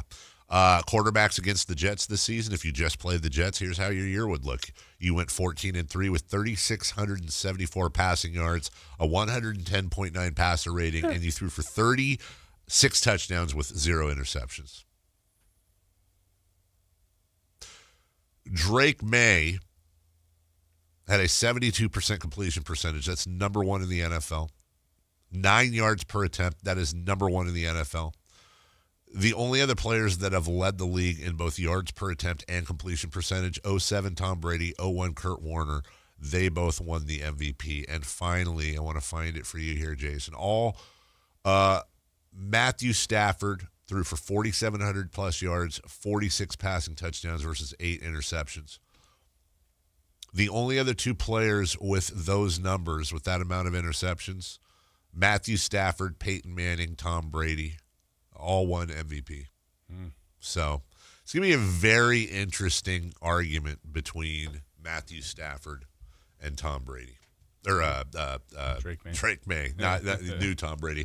As we take a break, I told you it wasn't all football. My last stat I've been gathering since vacation. Rafael Nadal has more titles won on clay than times he's lost on clay. He has 63 titles and 51 losses. Wow. That is absolute bananas, dude. We'll take a break. What was your favorite stat? All of them. Okay, when we come back, the NFL playoff matchups are set. We have Wild Card Weekend. We'll go over these next. The Drive Guys, weekdays 2 p.m. to 6 p.m. on Sactown Sports 1140. International Sportsman's Expo, January 15th to the 18th at Cal Expo in Sacramento. Never have I ever called my sister from the finish line of my first marathon. Hello? You won't believe where I am. Are you running? Mile 26. I'm gonna make it. Switch to T-Mobile's 55 Plus plan and get iPhone 16e with its advanced camera system on us. Plus 2 lines for just $30 a line. Guys, I can't believe it. I knew you could do it, babe. That was amazing. Mom, how do you feel? I feel great. I can't feel my feet. Let's take a picture, and then you may carry me to the car. Share every stride, every mile, every memory on America's best network. Switch to T-Mobile's 55 Plus plan and get iPhone 16e on us and 2 lines for just $30 a line. With 24 monthly bill credits and 2 eligible port-ins on Essentials 55 Plus for well-qualified customers with autopay plus taxes, fees, and $35 device connection charge. Credits end and balance due if you pay off early or cancel. Contact us. Finance agreement 128 gigabytes, $599.99 required. Best mobile network in the U.S. based on analysis by Ookla of Speed Test Intelligence data 1H 2025. Visit T-Mobile.com. Celebrate the new year in style with a new Honda from Stockton Honda. Whether you're shopping new or pre-owned, Stockton Honda has the selection and savings. With new Hondas in stock and ready to go, now is the time to save on your favorite Honda in person or online. CR-V, HR-V, Pilot, Accord, Civic, and Ridgeline. It's a new year with endless possibilities. Get the deals that make it easy to say yes. Upgrade and save today at Stockton Honda. Anytime, anywhere, it's all here. StocktonHonda.com. There are many reasons to choose Gonzalez Law Offices as a dedicated trial lawyer with an undefeated record from 2016 through 2019, and you'll know that no case is too big or too small. Due to his success, hard work, and commitment to excellence, attorney Jonathan Gonzalez has been listed in Super Lawyers Rising Stars, as well as in the top 40 under 40 list by national trial lawyers. You can find Gonzalez Law Office online at saclegaldefense.com or call him at 916-304-9187. At Big O, our ProTech Plus warranty offers free flat repairs, replacements, and roadside assistance, so tire trouble is no trouble at all. Now through January 25th, get $80 to $120 instant savings on 4 select in-stock Nitto, Cooper, Nexen, or Sumitomo brand tires with installation purchase. Big O Tires, the team you trust.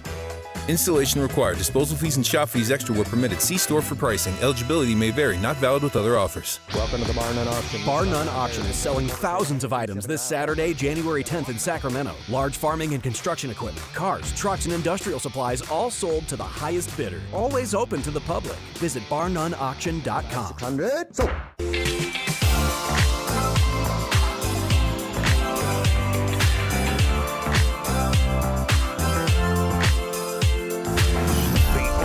In the morning to get your sports fix. Live and local. The Carmichael Dave Show with Jason Ross. Welcome back. John D -S1B3M. Is that Beam? No, I don't know what the hell that screen name is. Anyways, John's on the in the YouTube, and he is angry we're talking about football and not the Kings. Well, first off, you're going to get 4 Kings game rewinds if Chris is up to the task. Oh, he's up to it. In the next segment. Then at 8, maybe you're going to get post-game from the Kings as well. And we'll spend that entire half hour talking about that and audio from Doug and all that. So you get your, it always depends on when you tune in as well. And hopefully you guys are enjoying it. Yeah, just listen to it all. Yeah, just listen to the whole thing. And also, I mean, look, dude, like what do you want?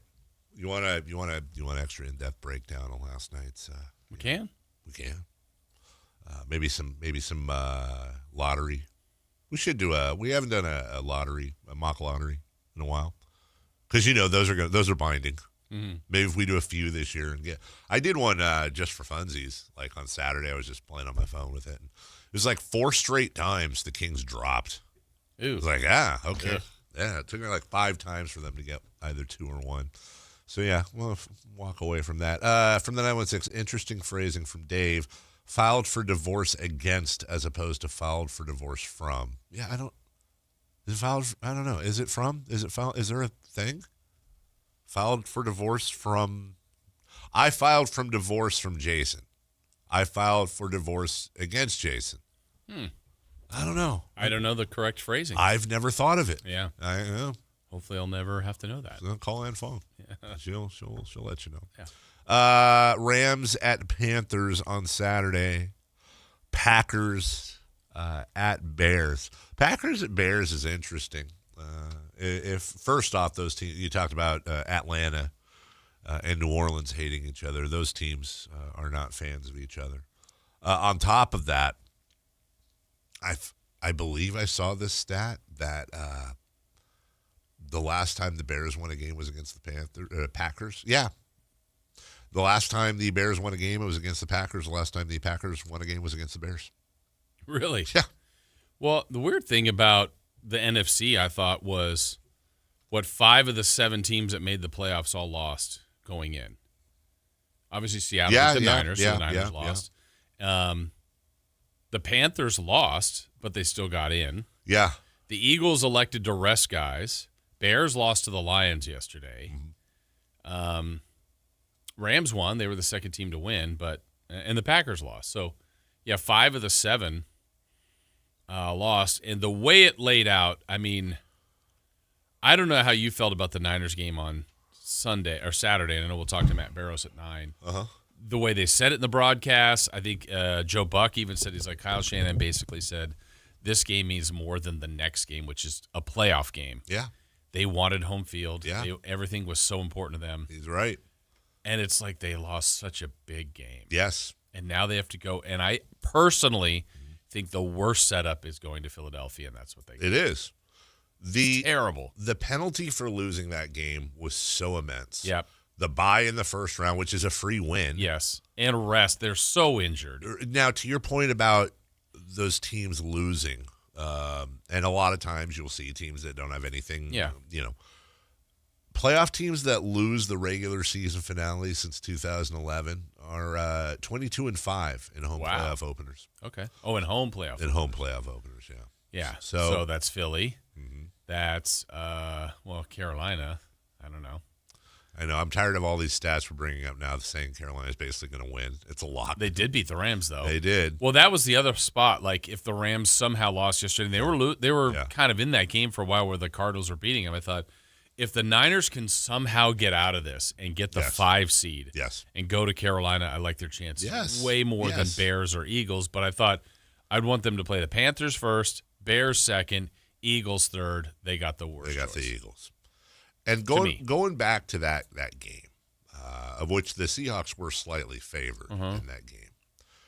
You know, when you look back, Debo being traded, Brandon Ayuk, just no show, and it's not like, at least for Debo, they got something back. Like, they got nothing back. Ayuk was just done. Kittle was out half the year. Purdy was out half the year. Pearsall was out half the year. Warner, Mikael Williams, and Bosa, all with season-ending injuries. They still went 12-5. They're still in the playoffs. So as a Niner fan, I can say, like I said, that's the best coaching job I've ever seen Kyle Shanahan do. That being said, I was obviously not happy the Niners lost. It sucked. But it wasn't like, I think that was the most easy to, I don't know if any other Niner fan would agree with me. I think that was the most easy to handle loss to the Seahawks that meant something I've ever dealt with. I'll tell you why, though. The Seahawks were a better team. It wasn't a fluke. It wasn't an accident. It should have been worse. It should have been worse. Absolutely. I understand the McCaffrey thing, and that would have made it, 13-10 or what. I understand that. They were just better at all facets of the game. Yeah, it was amazing it was that close, and being that it was that close, it felt like they can win. Yeah. Like, they were getting worked. Yes. And you're going, they're a play away from either tying or going ahead or in some cases staying in this game. And if they did that, and that, I guess the part for me is I know their defense has been a problem, though they played pretty well in the game. If you'd have told me they held the Seahawks before the game to under 21 points, easy win. I would have said they're winning. Yeah, because their offense has been so good. Yeah, stellar. Like, that's how if they were going to win a Super Bowl, it was going to be with their offense. Yes. And the fact that, okay, you get slowed down, but, like, they were inept offensively. Yes. I thought. It just, the stuff that Purdy had been doing and McCaffrey, just all of them, and Shanahan's play call, it just looked like Seattle was a step ahead of them, had all the right calls, and they just took longer of time to get their offense going because Seattle was running the ball so effectively. But, oh, God, they were. It was kind of amazing they were in the game, though it never felt like they were going to win. That one drive, though, before McCaffrey, the interception, I thought, made it interesting. Maybe it's happening. Maybe they're going to do this. The opening of the game, the Seahawks just gashed the Niners defense all the way down. Yeah. Darnold had Charbonnet wide open in the flat for a touchdown, completely missed him. They don't go for the field goal. They miss it on 4th and 1. And I remember tweeting out, like, that is a huge momentum shifter for the Niners as to where we were. Here we go. Like, they've got to capitalize. Well, they did not capitalize whatsoever. And I also think it's look, this isn't the entire reason. It's not 100%. But I would just like to take a moment again and acknowledge the most underappreciated positions in sports. Much like we say the quarterback is the most important position in all of sports, the 49ers had 53 rushing yards total. Christian McCaffrey had 23 rushing yards. They had 127 receiving yards, and part of that was because they couldn't run. You can't run the ball if you're the Niners, then you're not going to pass the ball. That's the key to the game for them. And it is absolutely zero coincidence that Trent Williams wasn't in the game. He's such, like, you could argue that Trent Williams is the most impactful player on the entire team, including Purdy, including Christian McCaffrey. I don't know that it's true, but I would certainly put him as top 3. And you could argue that, Jason, if you had a choice between putting Mac Jones, here's the combos. Mac Jones, Christian McCaffrey,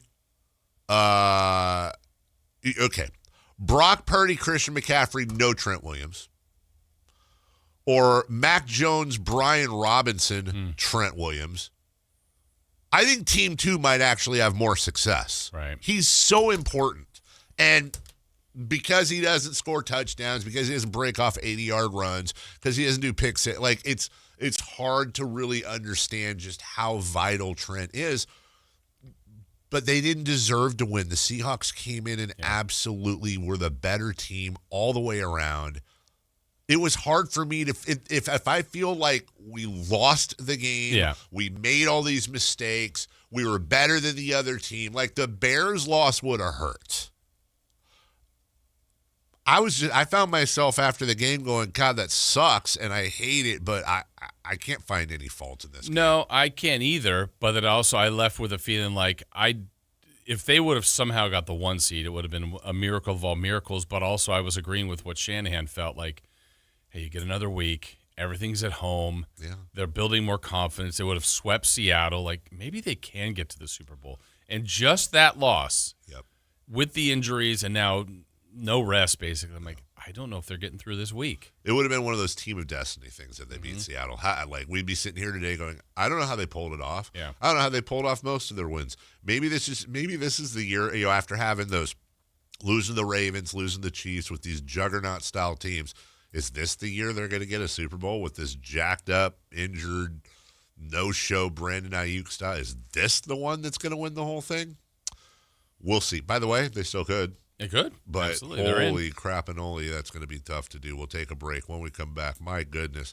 I know Jason and Chris are going to be doing calisthenics during this break. This is a world record. Guinness Book is listening. This is the largest rewind we've ever had. Ladies and gentlemen, the Clippers, the Celtics, the Suns, the Bucks. I forgot what happened in all those games. I didn't even know those were teams. We'll take a break. We'll come back. Big rewind next. Download the Sactown Sports app. Sacramento sports in your pocket. This is Sactown Sports 1140.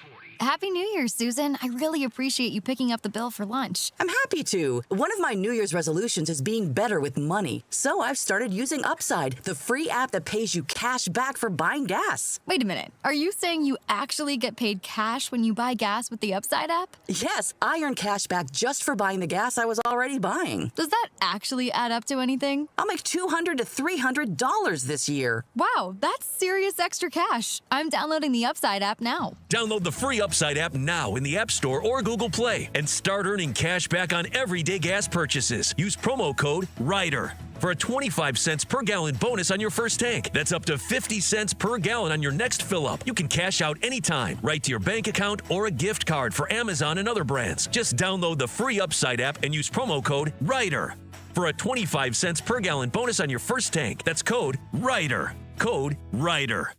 Offers vary by user and location. Go to upside.com for terms and conditions. Clever hacks to survive the season. Icy driveway? Well, try spreading sand or birdseed to help with traction.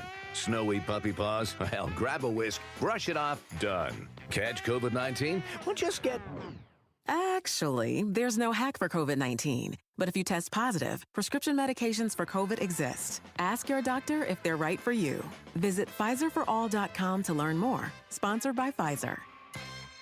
This message comes from Viking, committed to exploring the world in comfort. Journey through the heart of Europe on an elegant Viking longship with thoughtful service, destination-focused dining, and cultural enrichment on board and on shore. With small ships that bring travelers closer to the destination, there's more time to explore. And every Viking voyage is all-inclusive, with no children and no casinos. Discover more at Viking.com. Year-end pricing's in effect. Every vehicle's priced to sell before the new year during Happy Honda Days. At Folsom Lake Honda, your one-stop Honda shop. Get behind the wheel of your new Accord or Civic today. Own or lease during Happy Honda Days at FolsomLakeHonda.com. As a family-owned and operated dealership since 2009, customer service is our #1 priority. Our customers love doing business with us, and you will too. Folsom Lake Honda is your one-stop Honda shop. Folsom Lake Honda. Visit us at FolsomLakeHonda.com. Your one-stop Honda shop.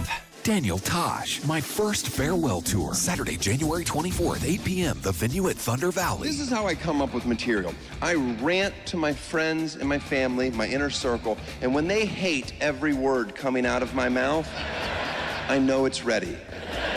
Saturday, January 24th, 8 p.m., the venue at Thunder Valley. On sale now. For tickets, visit ThunderValleyResort.com. Don't miss your chance to see Daniel Tosh.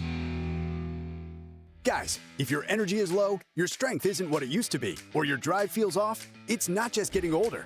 For many men, it's low testosterone. At Revive Men's Health Sacramento, you can start with a free T-check, exam, and consultation so you get real answers about your testosterone levels and overall health. And this month only, qualified patients may receive 25% off testosterone replacement therapy. This isn't guesswork or one-size-fits-all treatment.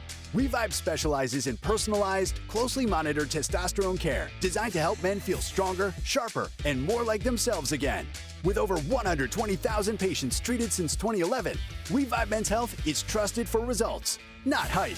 If you've been putting this off, now is the time to act. Claim your free T-check and consultation and see if you qualify for 25% off TRT. This month only. Call 916-619-3000. That's 916-619-3000. Or visit ReviveMen'sHealth.com. Terms apply, must medically qualify. For over 90 years, Hagen Oaks has partnered with the biggest brands in golf to bring cutting-edge technology to your game. Our one-of-a-kind total game fitting offers a level of experience and precision that is unmatched. From driver to putter, footwear to golf balls, our TrackMan-powered performance studios, 3D footwear scanner, and Ping's Ballnamic ball fitting kiosk ensure every piece of your gear is tailored to your swing. Trust the experts at the Hagen Oaks Golf Super Shop. Total game fitting starts here.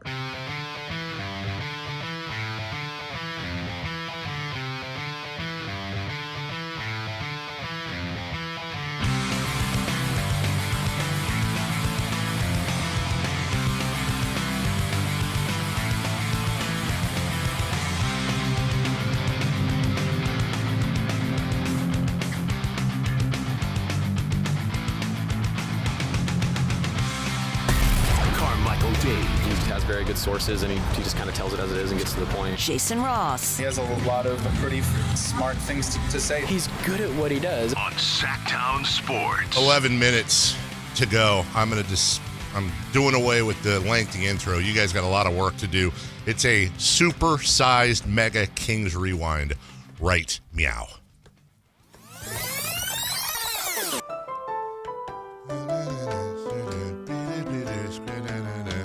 Hey. Yeah, this is historically big. We've never done 4 games since we were last on the air. You guys are witnessing history. And it's actually covering 2 years.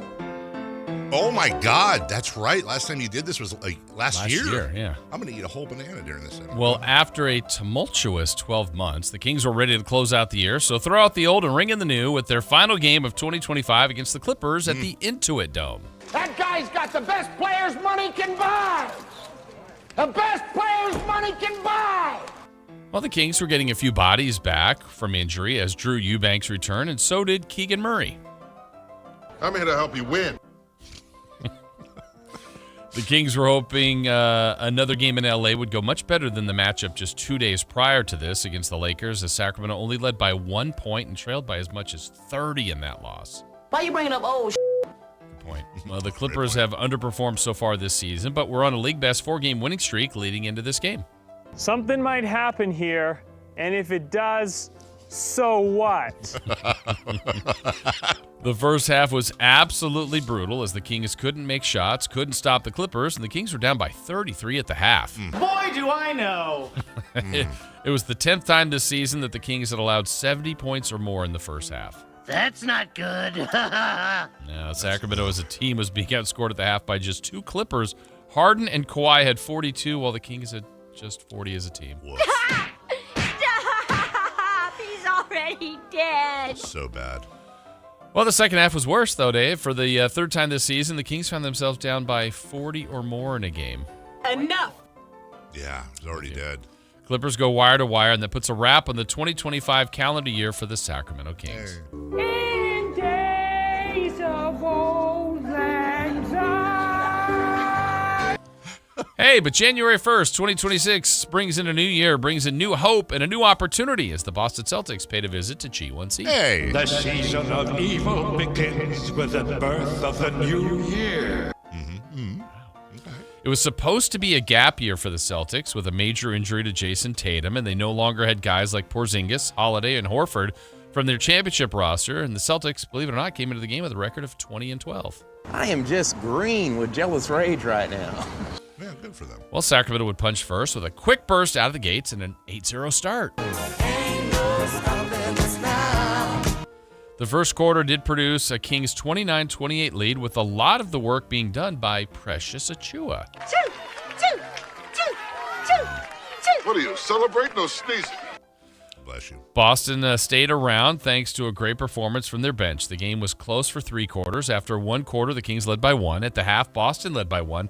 And after 3 quarters, the game was tied. I don't like the sound of them apples, Will.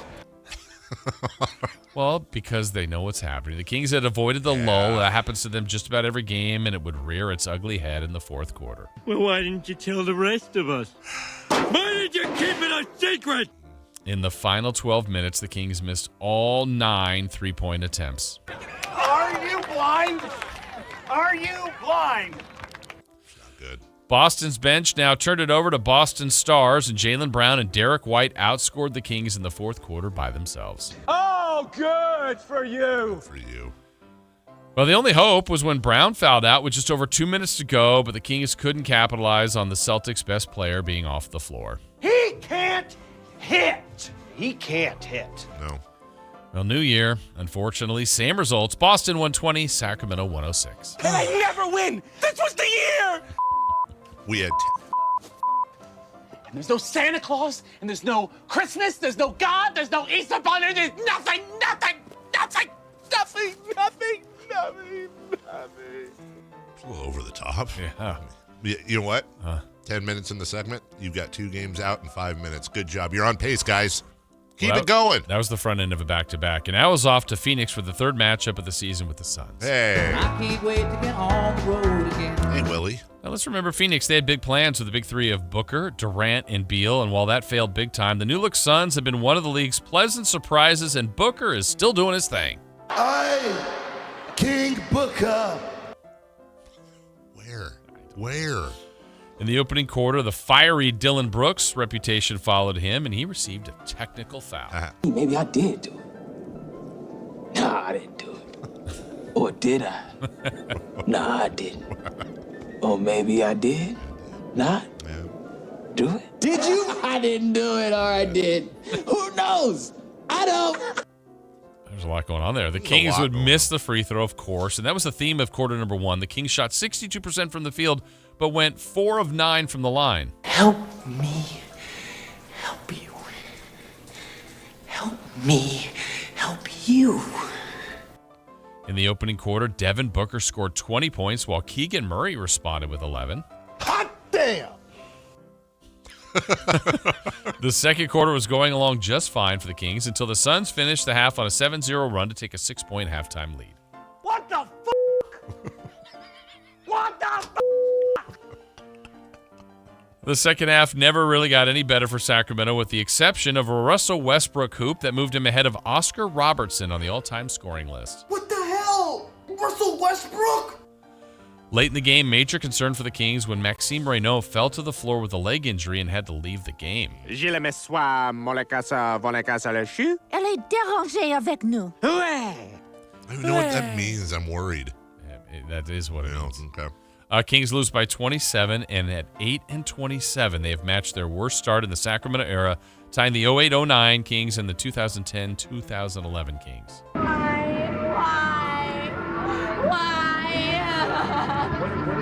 But the Kings return home for a game against Milwaukee as they will attempt to sweep Giannis and the Bucks. The Greek Freak!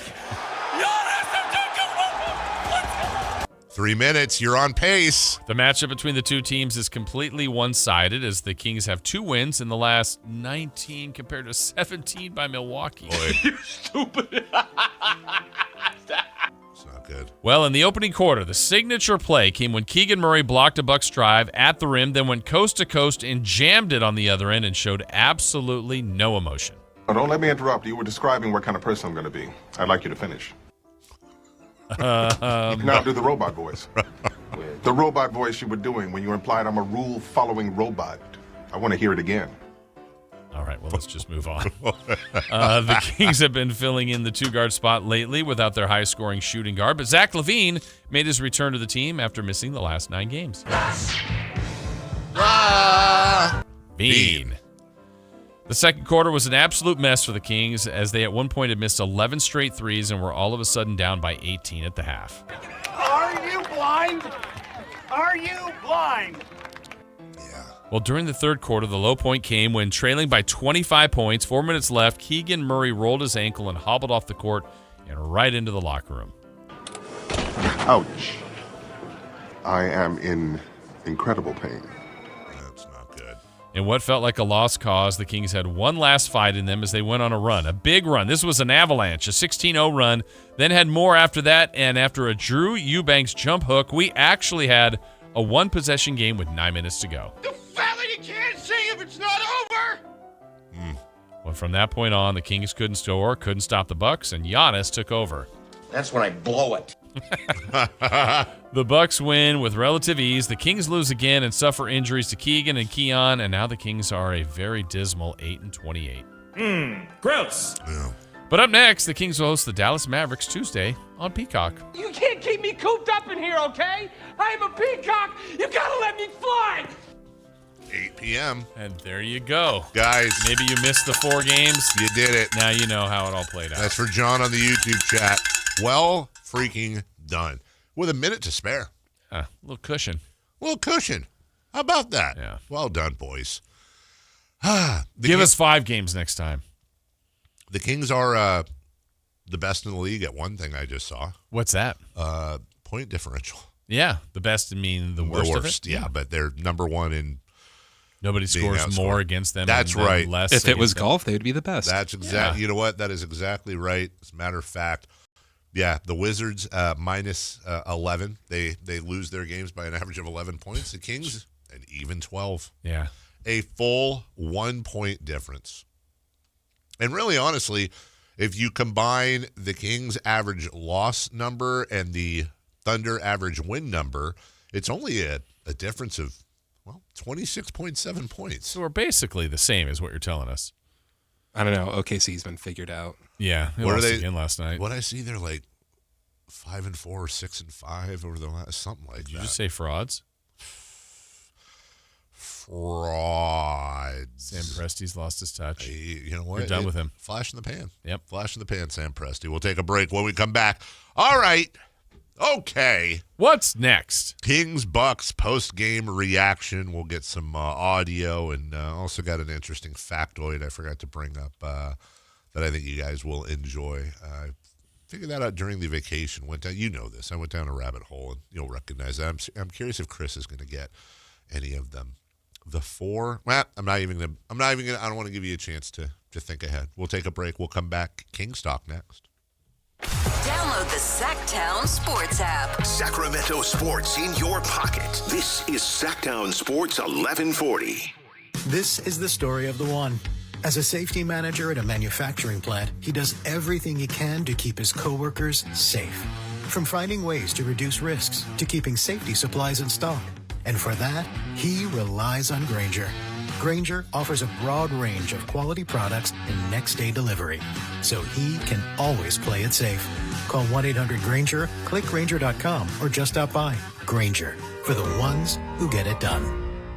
Logan Fury did something smart. He saved hundreds on auto insurance switching to Progressive. With that money, he bought a mini treadmill. Is walking on it during video conference calls more distracting than he thought? Yes. And is that because he overestimated his foot-eye coordination? Definitely. But it's Logan's savings, and if he wants to burn calories and any chance at a promotion, we say, good for you, Logan. Switch and see if you could save with Progressive and treat yourself.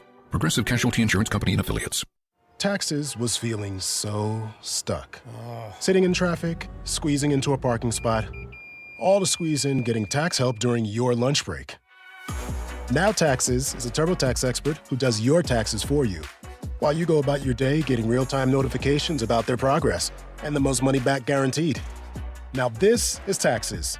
Intuit TurboTax. See guarantee details at TurboTax.com/guarantees. Only available with TurboTax experts. Real-time updates only in iOS mobile app. Celebrate the new year in style with a new Honda from Stockton Honda. Whether you're shopping new or pre-owned, Stockton Honda has the selection and savings. With new Hondas in stock and ready to go, now is the time to save on your favorite Honda in person or online. CR-V, HR-V, Pilot, Accord, Civic, and Ridgeline. It's a new year with endless possibilities. Get the deals that make it easy to say yes. Upgrade and save today at Stockton Honda. Anytime, anywhere, it's all here.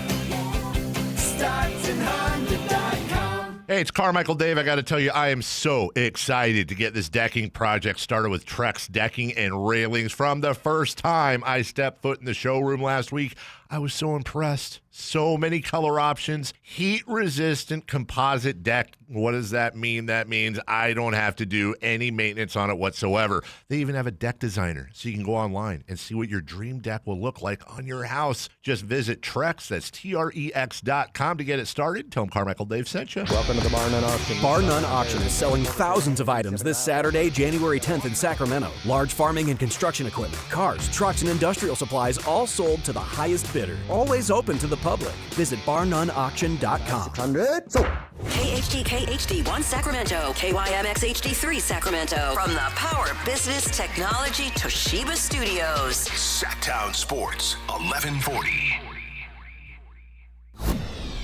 The Carmichael Dave Show. He's on the microphone when he's not on the microphone. He's playing a song, and when he's not playing a song, he's on the microphone, and then boom. With Jason Ross. No, he didn't. Yes, he did. Call or text at 916-339-1140. It's the Carmichael Dave Show with Jason Ross on Sactown Sports.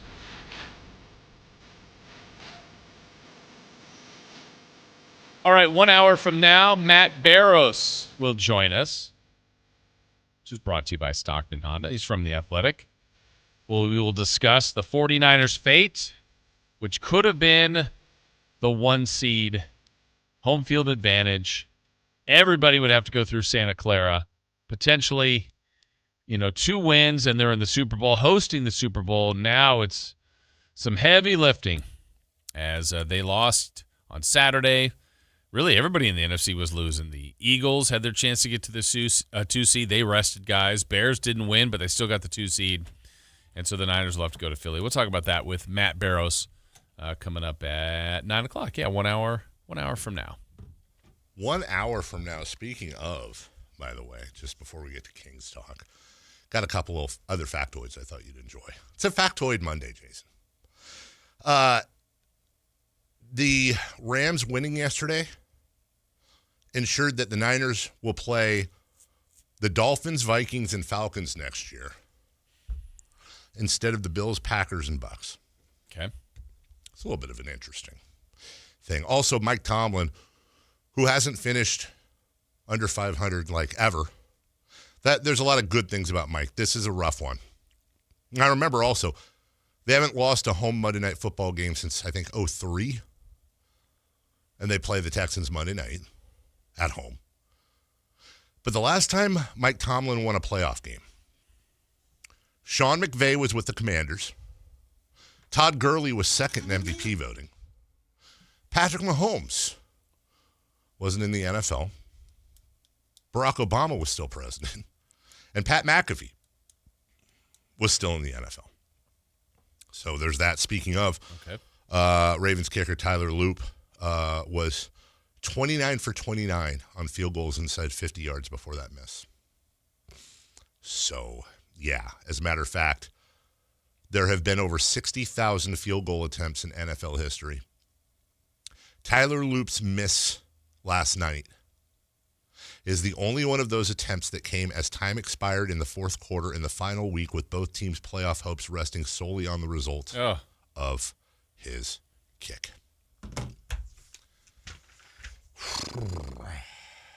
I feel bad for that kid, man. I do too. I feel bad for that kid. Chris, I did this with Jason.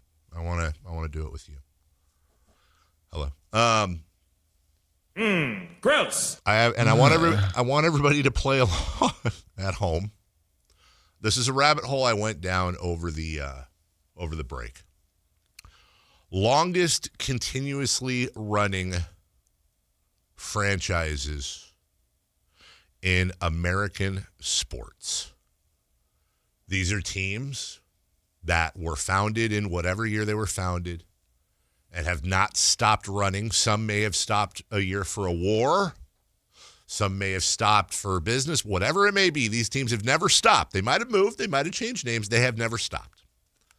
The National Football League, what is the longest continuously running team? The Bears. The Bears. Excellent guess. Would have been my guess. That is wrong. I'll give you 3 guesses on each one. The Giants. The Giants. Another great guess. That is wrong. The Browns. Another great guess. That is also wrong. The longest running team in the NFL was founded in 1898. They started as the Morgan Athletic Club, then became the Racine Street Normals. Remember, these are fun water cooler things for you guys to share with friends. They then became the Chicago Cardinals. Ladies and gentlemen, the longest running National Football League team is the Arizona Cardinals. Didn't have that. Baseball. The longest running team, no pauses in Major League Baseball. The Reds. Great guess. Actually founded first, paused. I think it was due to the war. So is that the what? No, it's not. They have not been continuously running. They had to pause. They are not the longest continuously running team in Major League Baseball. Okay. I'm a little confused because you said that sometimes these teams pause. That's what I'm saying, which is why they wouldn't be, is because they paused. The teams I'm talking about have never had a pause. They have continuously run business from the day they were founded until today and have the longest stretch without a pause. The Cardinals. The St. Louis Cardinals. Excellent guess. Wrong. The New York Giants. New York Giants. Now the San Francisco Giants. Excellent guess. Wrong. The Atlanta Braves are the oldest continuously operating professional sports franchise in North America, having been founded in 1871 as the Boston Red Stockings and then moved around, Milwaukee, Atlanta. So far we have the Arizona Cardinals, the longest continuously running team in the NFL. The Atlanta Braves, the longest continuously running team in baseball. How about the National Basketball Association? The Kings. The Sacramento Kings, founded as the Rochester Seagrams, I think in 1925, I believe, have not stopped running. Finally, bonus question. This is the longest running team in the 3 big American sports that has not changed their name and has never moved. They have never moved. They have never changed their name. The longest continuously running. With no pause, right? No pause. No pause, no name change, no moving. None. Same team, same name. It's a baseball team. The Yankees. Yankees. Great guess. Not correct. I'll give you one hint. Same hint I gave Jason. This team plays in a city known for founding things.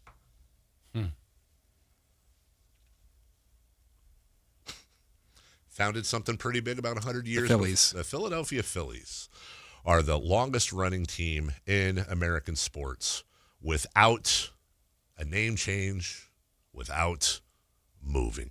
How about that, Jason Ross? I was stumped over the phone when you did that with me. So that was a hell of a rabbit hole, man. I could not believe it. Those are some fun questions to give to your friends. That being said, it's Kings Bucks recap time. I think the headline from this game is probably, let's hope Keegan Murray's okay. For sure. That's what we're taking out of that. Very, very scary. We heard from Doug Christie after the game. First off, on cutting the big deficit. We found a group that plays to our standard. And I told them in there, like, I respect the hell out of you guys because that's what it looks like. And you know what? They dead tired because that's what it takes. And anything else is not our standard. Tough, competitive, disciplined, professional, team-oriented, and accountable. Identities on offense and defense. They were playing with pace, space. They were sharing the ball. They felt us. We make them feel us. They competed at a high level. And you damn have to communicate if you're going to be flying around the floor like that. But that's the standard that it takes to be a Sacramento King. I have not yet been able to in this season, and I don't know if that's going to ever happen or not. I have not been able to disassociate myself with Doug Christie, the person, and just make him the coach. Mm-hmm. I know he doesn't need it. I kind of want to give him a hug.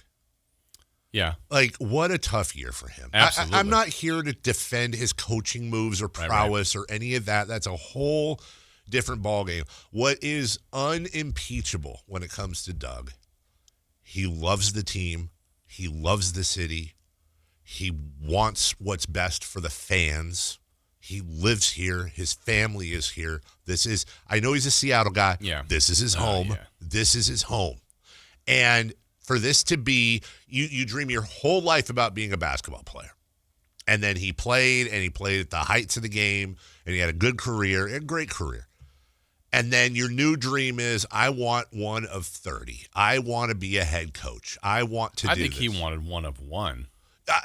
That's such a great point, Jason. You're 100% correct. I think if you gave Doug Christie the choice, hey, you can coach OKC, you can coach the Lakers, you can coach the Knicks, you can go any of the marquee teams, Doug would have said, I want to coach Sacramento. And I know this for a fact. If he had a choice between winning a championship with any team in the NBA as a coach, there's no second place. It's all Sacramento. I don't know if Doug's going to be here in a year. I don't know if he's going to be here in 5 years. I really don't. I would lay heavy odds that he won't be here as the head coach in 3 years. I've said it before. I'll say it again. I know you and I agree on this. I hope to God that Doug is not vilified. By the way, YouTube, I hope you're enjoying the commercial that's currently playing right now, and you can hit skip right now. Thank you. Pop-up commercial. And there's no doubt that he is living, breathing, and bleeding and crying and sweating trying to figure this out. But it's also like we're asking the man to put one of them square blocks in a circle hole. And he's trying. And having these press conferences every day, we talk about it. He's got to go up and face the media and answer that. And no, by the way, this isn't disrespect to the media, but he's answering the same types of questions, same thing over and over and over again. Good for him, man. Yeah, I think one, I don't know if, like we said before, like the first, 8 to 10 games, he was coming out hot in some of those press conferences. I thought just physically, I don't know if he could make it. So I feel like he's toned that part down, at least to the public, which I'm happy for him, just as someone that we have known and care about. But also, he said it himself. Like, he's super competitive. He goes, to be honest, I'm a poor sport. Like, he wants to win. I know that. That goes without saying. But, I think he's super competitive and is trying to find the right recipes. And, just looking at the team almost on a night-to-night basis, you get reminded of the flaws they have. Yes. And the latest one for me is, they're small, they're injured, they're veterans, they play more than the young guy. Like, there's so many different things. But if we call it as it is, as far as a make or miss league, they are a bad three-point shooting team. Yes. And in a league that thrives on that, like, it's just another way that makes it more difficult for them to win. And they've already got things that are going against them. And so for the bulk part of the first maybe 15 to 20 games, they couldn't stop anybody. No. Now they can't score. No. And that's, I don't know. They're both bad, right? But sometimes when you score, you're like, well, they lost 133 to 126. A lot of points. Yeah. Now it's a struggle to get to 100. And maybe the defense is slightly better, but I don't trust that either. And it just, when you can't make shots, it's a rough watch. It really is. They're just not good. There's your analysis. And I don't know, this is probably just a me thing. And also, I don't fault anyone for acknowledging it and talking about it because, God, what else are you going to do? I'm beginning to get like a little mini triggered every time I hear about a Russ or a DeMar record. Like, good for them. No, seriously, good for them. Both future Hall of Famers. God bless them. None of this I'm not saying anything negative about their accomplishments. As a Kings fan, I'm just like, I don't care. You know what it's reminding me of? Oh, good for you. And you were here for this, so I want to see if there's a parallel for you. There's been many years where it was bad, but there was a couple-year stretch in the early 2010s where it was really bad for the Kings. And we had like a 2 to 3 year window where there was the Weber, Peja and Vlade retirement of the jerseys, and it's like legends. They all deserve it. You're like, are we just kind of? And these guys are getting stats that are important, and they've earned all of this. But it's like, great, he passed Dominique Wilkins. Awesome, he passed the Big O. Here's Iverson. Here's they earned all of it. They did, but it's like, it's like this is the shiny thing. That's all we got, kind of thing. It's not their fault. Nobody's fault. No, they deserve it all. They're Hall of Famers. And I admire their professionalism. Russ is out there getting bruised up every single night, diving into the crowd. He's playing his tail off. Every time I see like that. And by the way, this also isn't I'm not taking a shot. Yeah, and they're going to do more of these. Right. And they should. There's nothing wrong with it. You should do this. But also, I'm just like, I see him, and it's just like my eyes are raw. Yeah, it lands better if they're 28-8, and they're not. Or if they played like much of their career here, or we know this for both of them. This is Jerry Rice on the Broncos. We're just kind of the stop, But hey, it's Vince Carter on the Kings. It is, yeah. No, I mean, it's a little bit of that. Here's Zach LaVine was back last night, coming back from injury. You talked about that. No, I feel good. I had a tough ankle injury. I was able to come back. I did a lot of rehab, so I felt good to go out there. So he was 9 games with an ankle injury. Everybody's different. We marveled at DeMarcus. Like, oh, my gosh, his ankle, his bone hit the floor. He's done. Yeah. Oh, he's back in the game. Yeah. So you don't know. We'll know more on Keegan, but just as a reference, that was 9 games for Zach. Eesh. But like I said, DeMarcus would roll that thing every 10 minutes. And he kept playing. So everybody's a little different. I have a Keegan question for you. Yeah. A lot of times I'll ask stuff like this, and I know what I'm doing, and I'm asking a question to lead into a conversation. I want to be very clear here. I don't have a fully formed thought. Okay. I just have like little bees around my head or whatever right now, and I just want to talk about it out loud. Yeah. Part of me, Keegan Murray is currently averaging 14.5 points, 6 boards, 1.5 assists. He's shooting 43% from the field. He is shooting 27.2 from beyond the arc. That is a career low as of right now.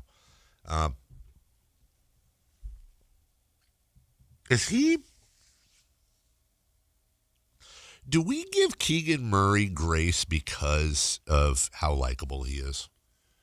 And is he disappointing?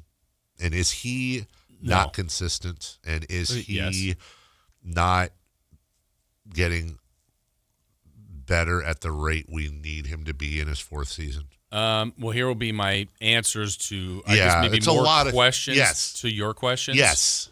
Do you think in the 4 years he's ever been given, not the reins, that's not what I'm asking, but really been put in a spot to be the guy? 1 trillion, 1,000 bajillion% zero going back to his rookie year. Yeah. Where it was basically, hey kid, go to the corner and if you're the 5th option. To now and last year where he's playing out of position. We've all seen that. He's a 3. They have not done him any favors. I would say in his growth pattern, year 3 generally for a lot of players, it's like, okay, rookie year, he had a good rookie year. Yes. Second year, you're in. Now year 3, you're totally comfortable. Year 3 starts, you still have Fox, which I wouldn't have moved him. You still have Sabonis, anchor piece to the team. You added DeRozan. Like when you moved off of Barnes, it's like, all right, Keegan moves up a level, like your option 3 or 2 or 1 some nights. You added DeRozan. Yeah. Keegan actually went down a slot. Yes. So go defend, which he did. Yeah. Great. So I think about him in the 2nd year of the California Classic. Again, completely unfair to say that in the regular season, but the whole motive for him was like, you can't shoot too much. Go shoot, go attack, go be aggressive. Yeah. He did that. It was Summer League. But we saw a little bit of a glimpse of go do it. Yeah. And he did it. Yes. So to me, if this season continues the way it's going as far as the win total, and I don't know why we'd think it would turn any differently, but by the end of the year, if in some way, shape, or form you have moved DeRozan, LaVine, whether or not Sabonis came back, but there was more of like, hey, Keegan, you were closer to the number 1 option or number 2, or you know what, the shots that Russ is getting the most of every night, if those were Keegan, I'd like to see that. I feel like if this year still goes this way, And let's get a better answer to that. Maybe the answer is no. And that it's better to know that. I don't feel like I can give you a 100% confirmed, but maybe some are. And I think writing him off is unfair, but I would understand it because we've seen the games. Yeah. But I think that's unfair. But I also don't know. Hey, Dave, just let them have the keys and they'll be fine. Right. I'm not sure of that. You're not helping me in the sense that I couldn't agree more with everything you're saying. Mm-hmm. They're the same voices in my head. Like, there is a large part of me that truly believes if Keegan Murray was on a functional team, he'd be so much of a better player. And on top of that, when I look at LaVine or I look at DeRozan or even Westbrook to a lesser extent, part of the reason I need to have all three of those players gone is because there's nothing I want this team to do more in this little hole they're in right now. Like, I don't care who you put it for. Fine, put Precious Achiuwa and what's his face, Reynaud or Eubanks. Yeah. At the I don't care.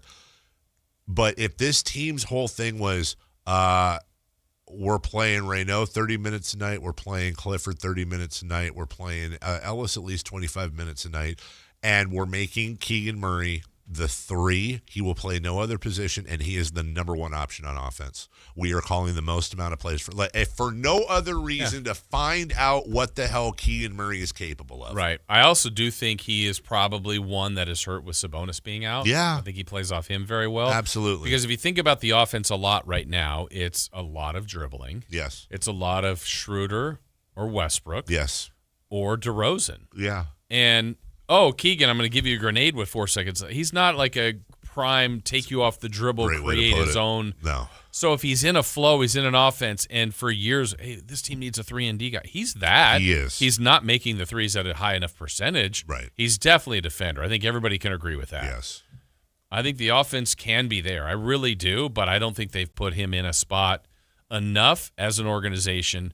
And then the guys that are missing now, I think, are important for meaning Sabonis. I agree with you. I think would play best with Keegan. I would really like to find the answer to that out, though, because that I think that'd be important for them and for him. 100%. I mean, we asked him at media. He's like, "Yeah, I think I could be." I mean, it's kind of a funny question and funny answer, but I think he's right. I think, and I believe him. Yeah, I believe he believes he can, and I believe he wants to, but I don't think he's the guy who's going to tell his agent to talk to Scott Perry either. I think he's just going to.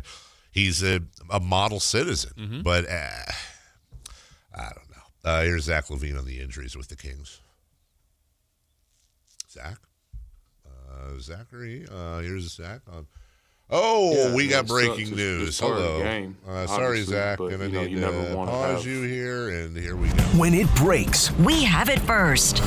It's Sactown Sports breaking news. One and done for Pete Carroll, as he has been fired by the Las Vegas Raiders.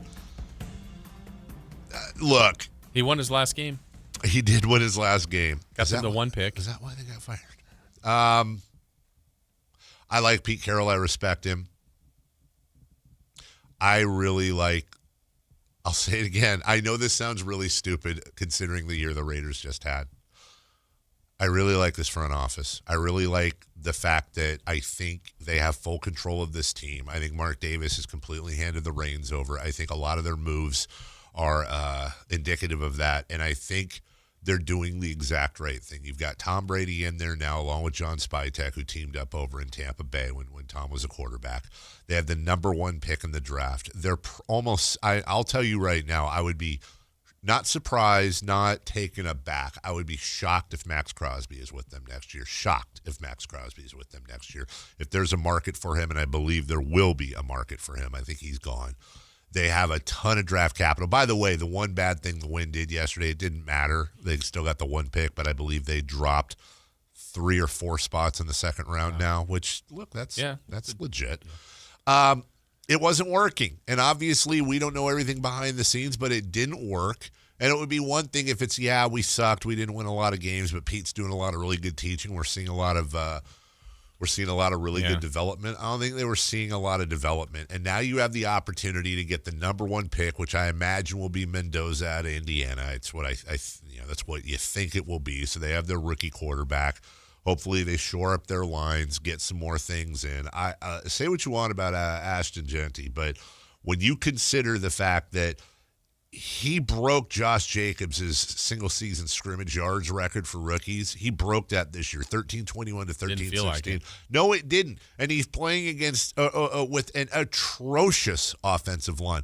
Mayer is great. Who's the other? Brock Bowers is great. They have some pieces. And as we saw this year, I know that, again, this sounds silly, but we laid the stats out for you earlier. Look at all the teams that lost 11 games last year and won 12 this year. Look at all the teams, what was it, 3 or 4, that went worst to first, won their division. I'm not saying the Raiders will do that this year. What I am saying is that they have the ability to do that. There are strong rumors, there already were before Pete was even fired, that there'd be a little bit of a reunion with Brian Flores and former Giants coach Brian Daboll as your offensive coordinator. Flores is the head coach. We'll see. I think it's right. If I'm a Raider fan, I am sad about this season, but I'm actually really cautiously optimistic about next year. Yeah, I missed on this one. I thought Carroll was a good hire. I Me really too. did. Again, I think we talked about it preseason or before the season. I thought they'd be about a 6 or 7 win team. Not a playoff team, but not this, and not worse than the league. And hey, and now, yeah, all the reports are Spytek and Brady will be the ones leading the charge to find that new coach. So yeah, it's just another move, and I feel for him. I like Pete Carroll. He's a good, he's just a likable guy. Absolutely. But yeah, if it didn't work, it didn't work. So move on. It's strange. He's already been asked about leaving the team. Pete Carroll has? Oh, what'd he say? I'm getting too over this shit. I thought he was freaking jacked. I believe that was to start the season. Oh. Hold on here. I want to try to trivia question, guys. With Pete Carroll leaving at 74 years old, I believe. When was this written here? It's back in September. 74, I don't know. Who is now the oldest coach in the NFL? I'll give you a hint. This coach is 67 years old. I thought you were going to say Pete Carroll was the original coach of the Racing whatever. Actually, he might be 68. Let me see. Who is the oldest coach? Yeah, he's 67. He'll be 68 in March. Andy Reid? Andy Reid! First guess. Incorrect? No, correct. Oh. Oldest coach in the NFL, Andy Reid. He's pretty successful. He's done okay. Yeah. He's missed done. the playoffs, though. He's washed. I hate the fact that the Chiefs have a top 10 pick. We'll take a break. When we come back, 4 Down territory, best and worst of the week. We got what's hot, what's not before we get to Matt Barrows at 9 a.m., what's on deck, and then a crosstalk post-holiday with Alan Stiles. A lot of show coming for you next. The Drive Guys, weekdays 2 p.m. to 6 p.m. on Sactown Sports 1140. International Sportsman's Expo, January 15th to the 18th at Cal Expo in Sacramento. With Progressive's Name Your Price tool, you can choose the best coverage option for you. Because you know you. Like, you know you can't cook. You're not one of those people who say that they can, but when people come over for dinner, they find out the hard way, you can't. You can't even microwave popcorn, and that's literally just one button. Plus, measuring and patience are huge parts of cooking, and that's just not you. Only you know you. So get coverage options within your budget with Progressive's Name Your Price tool. Progressive Casualty Insurance Company and Affiliates. Price and coverage match limited by state law. With the new IHOP value menu, $6 is all it takes to go to your happy place, where stacks of pancakes with bacon and eggs are just $6 every day. French toast, sausage, and eggs are, you guessed it, $6. And fluffy omelets come with a side of pancakes and only cost $6. Go to your happy plates every day at IHOP. $7 in some locations. Available every day for a limited time at participating restaurants in the U.S. Hours may vary. No substitutions. Not valid with other discounts or promotions. Prices may vary. Welcome to the Bar None Auction. Bar None Auction is selling thousands of items this Saturday, January 10th in Sacramento. Large farming and construction equipment, cars, trucks, and industrial supplies all sold to the highest bidder. Always open to the public. Visit barnoneauction.com. Hey, this is Greg Papa. Are you working through a major insurance claim? SunPoint Public Adjusters can help. SunPoint prepares, presents, and negotiates your claim with the insurance company, working only for you, making sure you get everything you're entitled to, not what just some adjuster working for an insurance company thinks you should get. Call SunPoint today at 888-247-7865 or contact us at sunpoint.us. SunPoint Public Adjusters, the gold standard in public adjusting. License number 2N14884. Guys, low energy, low drive, or strength not what it used to be? For many men, it's low testosterone. At Revive Men's Health Sacramento, start with a free T-check, exam, and consultation to get real answers. And this month only, qualified patients may receive 25% off testosterone replacement therapy. Call 916-619-3000 or visit ReviveMen'sHealth.com. Terms apply. Must medically qualify. Hello, Sacramento. I'm Emran Pilati, owner of True Sports Cards and Collectible Store here in Rockland, California, and the host of the True Sports Cards Show that airs right here on Sactown Sports 1140 every Saturday from 10 to 11 a.m., where we discuss the latest trends, hottest products, and deliver exclusive interviews with other industry leaders. And don't forget to visit our shop, True Sports Cards, at 6661 Stanford Ranch Road in Rockland and see what we have for all your sports card and memorabilia needs.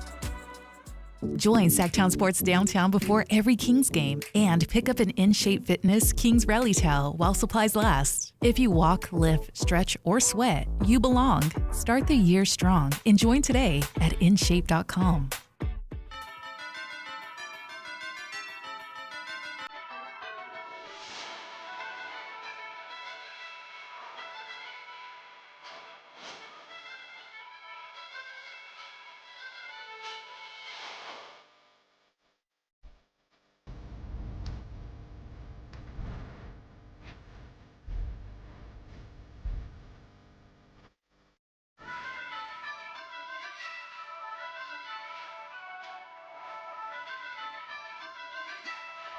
All about stats.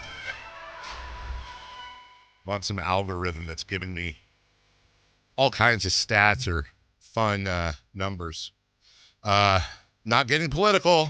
Everyone calm down. Just thought this was interesting.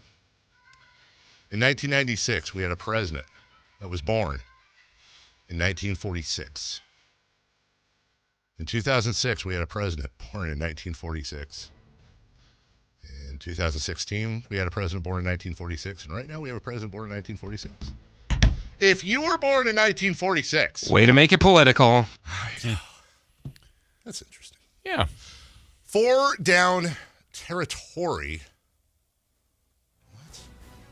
Good morning. Sorry, this text caught me. From the text line. Good morning. Would you play the song Perfume on My Jersey by Caleb Lathrow? Thanks. Is that even a song?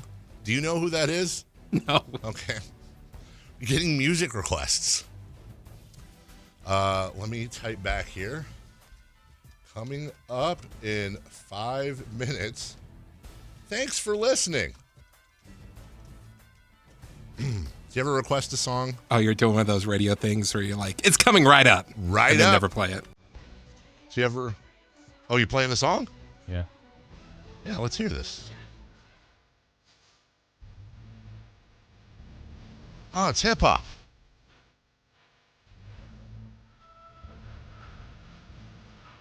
So they think we're KNCI?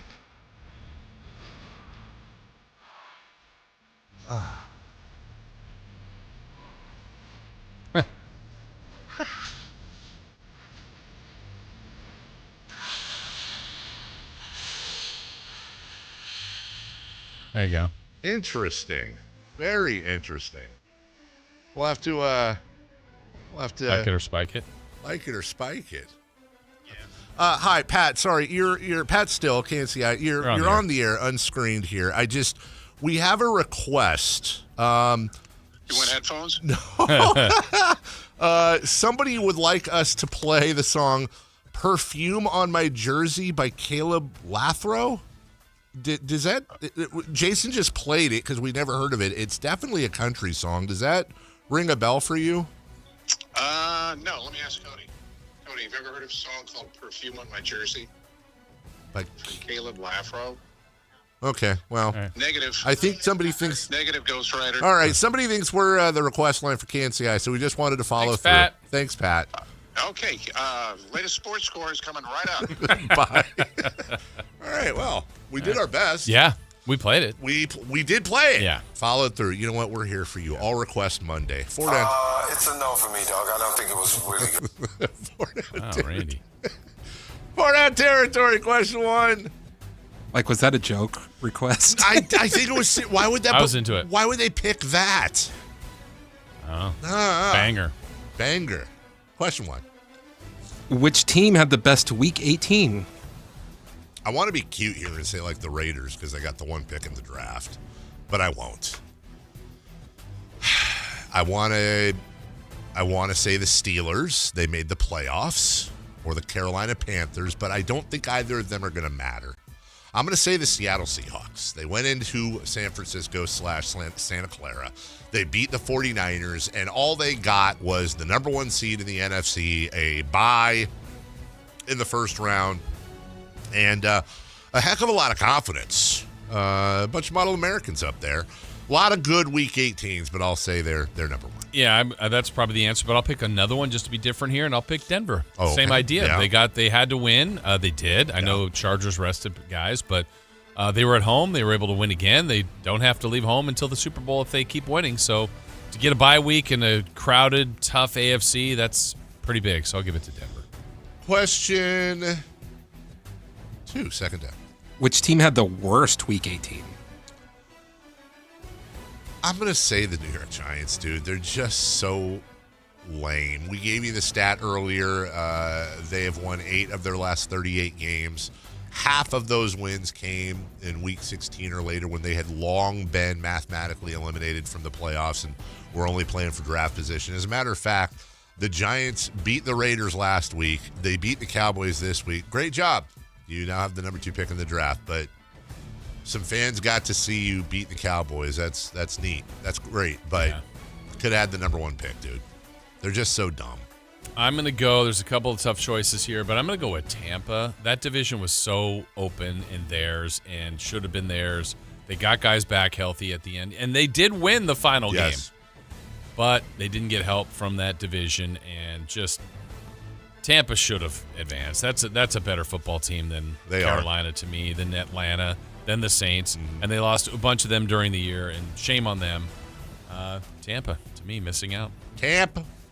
Nope, I'm with you. Remember when Baker Mayfield was like the leader for MVP? Jeez. Yeah, that changed a little bit. It did. Question, 3rd down. 3.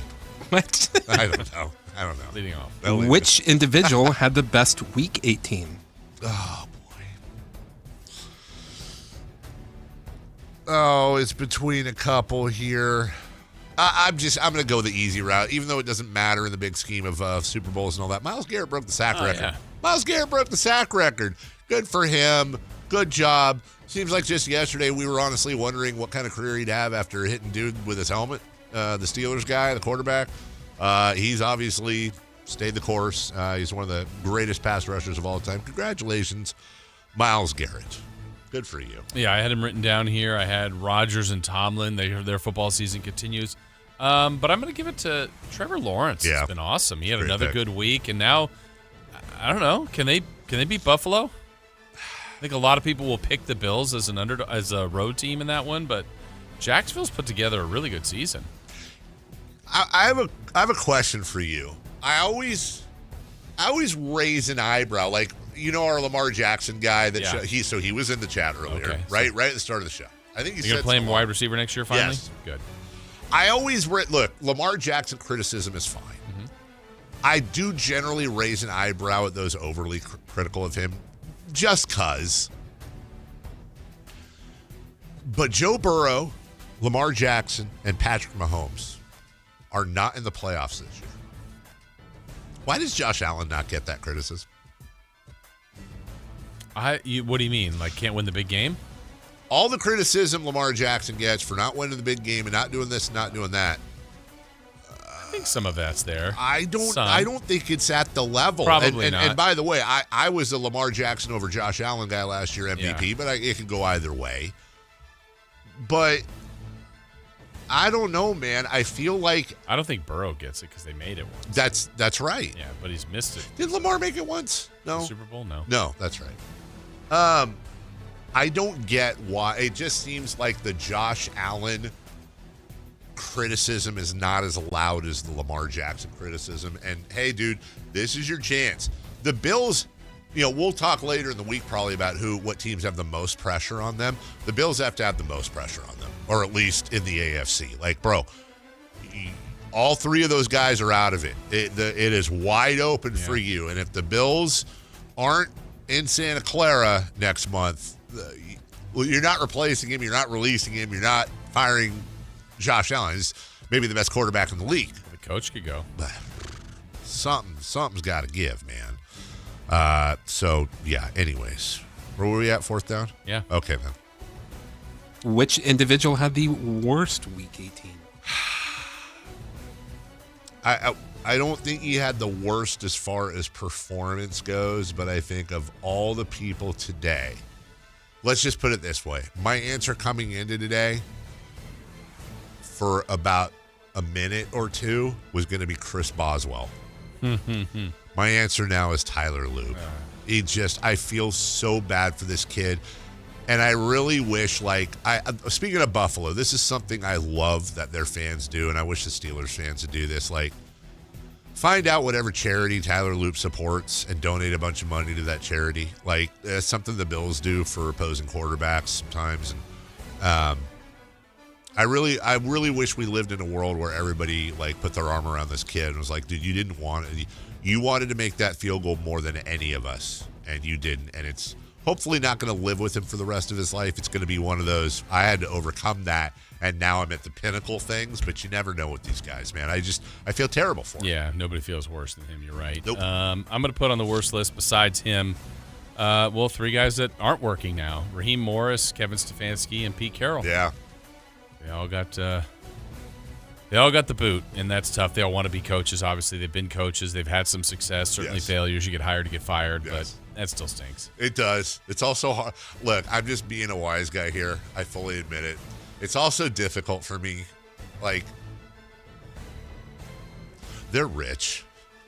I know. I think you're just looking at it from that perspective. I am 100% only from that perspective. But if it was publicly known, you got fired today, yes. and the station gave you a big buyout, part of you is going, oh, good, they gave me a big buyout. Yes. But there's also, you have a lot of followers. Oh, Dave, see, it's all I perspective. told you were this person. It's all perspective. So, you're not going to like to hear that. No, There's some shame and embarrassment. There is. There's no but to that. There is and there is. And again, it's perspective. But you're saying money fixes that. I'm saying that if I was fired today, amongst all of that, I would also be like, how the hell am I putting my kids through college? What am I going to do? My blood pressure would spike even higher. If I got fired today, but I was generationally wealthy, and if I wanted to, I could go on a cruise tomorrow and afford to get one of them suites. And I could go to Hawaii for 6 months. If I knew that I didn't have to work a day for the rest of my life financially, it would be a different type of depression. But we are having a meeting at noon. Raises. I think we got the other way. Oh, I heard we got a bonus. Did we get a bonus? I don't know. Can you get fired after? Oh my God. That would be me getting fired after a bonus. We'll take a break. When we come back, what's hot, what's not, brought to you by American Energy Home Pros, and we'll recap 3 in the key for the game since we're trying this again, but different, but the same. Are you scared? No. Okay, we'll be right back after this. Visit SactownSports.com and join the Sactown Sports 1140 newsletter. Never have I ever called my sister from the finish line of my first marathon. Hello? You won't believe where I am. Are you running? Mile 26. I'm gonna make it. Switch to T-Mobile's 55 Plus plan and get iPhone 16e with its advanced camera system on us. Plus, 2 lines for just $30 a line. Guys, I can't believe it. I knew you could do it, babe. That was amazing. Mom, how do you feel? I feel great. I can't feel my feet. Let's take a picture, and then you may carry me to the car. Share every stride, every mile, every memory on America's best network. Switch to T-Mobile's 55 Plus plan and get iPhone 16e on us and 2 lines for just $30 a line. With 24 monthly bill credits and 2 eligible port-ins on Essentials 55 Plus for well-qualified customers with autopay, plus taxes, fees, and $35 device connection charge. Credits end and balance due if you pay off early or cancel. Contact us. Finance agreement 128 gigabytes, $599.99 required. Best mobile network in the U.S. based on analysis by Ookla of Speed Test Intelligence data 1H 2025. Visit T-Mobile.com. Never have I ever called my sister from the finish line of my first marathon. Hello? You won't believe where I am. Are you running? Mile 26. I'm gonna make it. Switch to T-Mobile's 55 Plus plan and get iPhone 16e with its advanced camera system on us. Plus 2 lines for just $30 a line. Guys, I can't believe it. I knew you could do it, babe. That was amazing. Mom, how do you feel? I feel great. I can't feel my feet. Let's take a picture, and then you may carry me to the car. Share every stride, every mile, every memory on America's best network. Switch to T-Mobile's 55 Plus plan and get iPhone 16e on us and 2 lines for just $30 a line.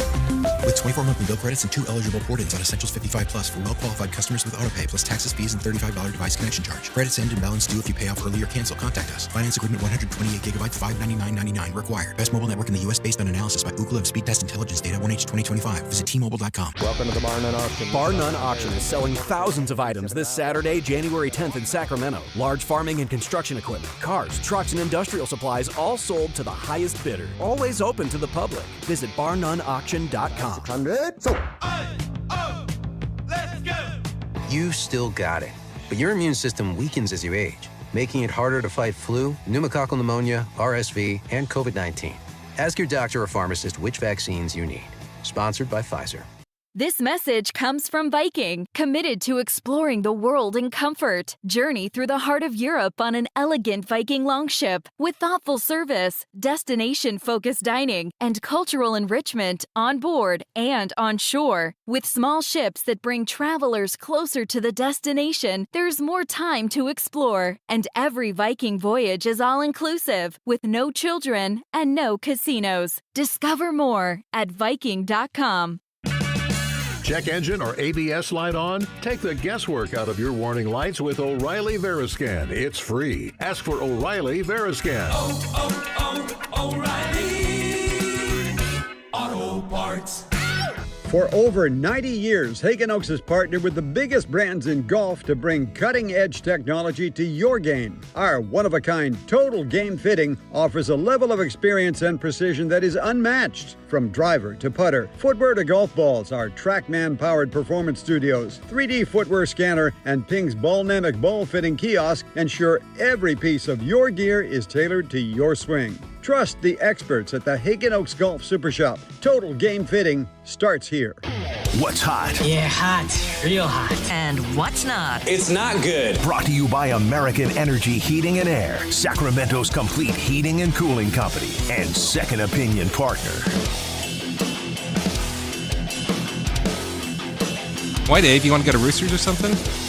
Well, I was thinking of taking you guys to breakfast, but, you know, Jason's running errands and you're doing whatever the hell it is you claim to do. So, that's fine. I can change. No, you can wear that. Who's hot? Mike McDonald. Huh? Who? Mike McDonald. Oh, Mike McDonald. Oh, Mike McDonald. He has 14 road wins in his career as head coach. He's 14-2. That's the second most road wins through 2 seasons in NFL history. Care to guess who the best record in their first 16 games on the road is? George Seifert? Jim Harbaugh. We do have a correct answer. George Seifert. Oh. 16-0. How did you get that? Because I knew he went 8-0 the first year he took over for Bill. I didn't know he went 16-0, but I remember specifically him being 8-0 his first year. Never lost. Never lost. I was also going to, my second guess would have been Barry Switzer, because I know he won the Super Bowl right after taking over, but interesting. Wow, I'm super smart. 2026, you're the brain. Who's not? Ruben Amorim. Who? The former manager of Manchester United, he was sacked today. Sacked. He leaves Manchester United with the worst win ratio at 32%, worst goals conceded per game, 1.53 per game, and lowest clean ratio of 50% of any Manchester United managers. Yeah. I'm going through it right now with some of our fans over. We had a draw at home last weekend. What? What? So, look, the team... I can't say that because they're going to come after me. No, I know, exactly. No. I'm really trying to, and legit, I try to understand. It's just super, no pun intended, foreign to me. So Huddersfield Town right now is 4th in the league. They're on a 7-match unbeaten streak. It was a disappointing draw over the weekend at home for sure to Exeter City, as you know, Jason. They lead the league. City's playing them in the FA Cup. Yes, they are, as a matter of fact. They're leading the league in goals scored. After the first 3 years of running the team and couldn't score a damn goal, it seemed like. Now they're leading the league in goals scored, but I think a good portion of the fan base, or at least the vocal ones, are saying this is not and by the way, the top 2 go automatically up, and then 3, 4, 5, 6 play in a playoff for the final spot to go up. So they're in playoff position right now. But a lot of the fan base, they're not confident in the manager. They think the one thing that they say that it's boring football, soccer. And I'm like, can you be boring and lead the league in scoring? I mean, I guess. I am really, after a lifetime of being an American sports fan and half a lifetime of being an English soccer fan, and then 4 years of being embedded in English soccer over there, I'm still trying. I don't completely understand. It is a very, very different culture over there when it comes to how they are with their team. And I'm not, by the way, I'm not saying it's worse necessarily. They would say, if they were on the show right now, we speak up, we vote with our feet because we want to hold the club accountable. And for me, I'm like, well, that's pretty logical. Yeah. But Chris, also, I wouldn't put this is how they all are. I would say every club is different. I would say every club is different, but I would also say this. What's hilarious to me is I know for a fact right now I could go on, I'll just take Manchester City. I could go on a Manchester City message board, and I could find a ton of fans that are absolutely pissed off at how this year is going. Oh, they're all the young ones. And I'm like, dude, you're the best club in the world probably over the last 10 years, or at least top 3. All these accomplishments, all these trophies, all that. And it's like, what have you done for me lately? Very short memories. But I will say the older ones are very fun. Very fun? Yeah. All the older City fans. They're like, yeah, let's go back to League One. Some of them legitimately want that. It was more fun. It was less money, and all these guys weren't getting paid all this money and da-da-da-da-da. Yeah. Anyway, all right, 3 in the key. Sorry, we got a lot to get to, and I ran.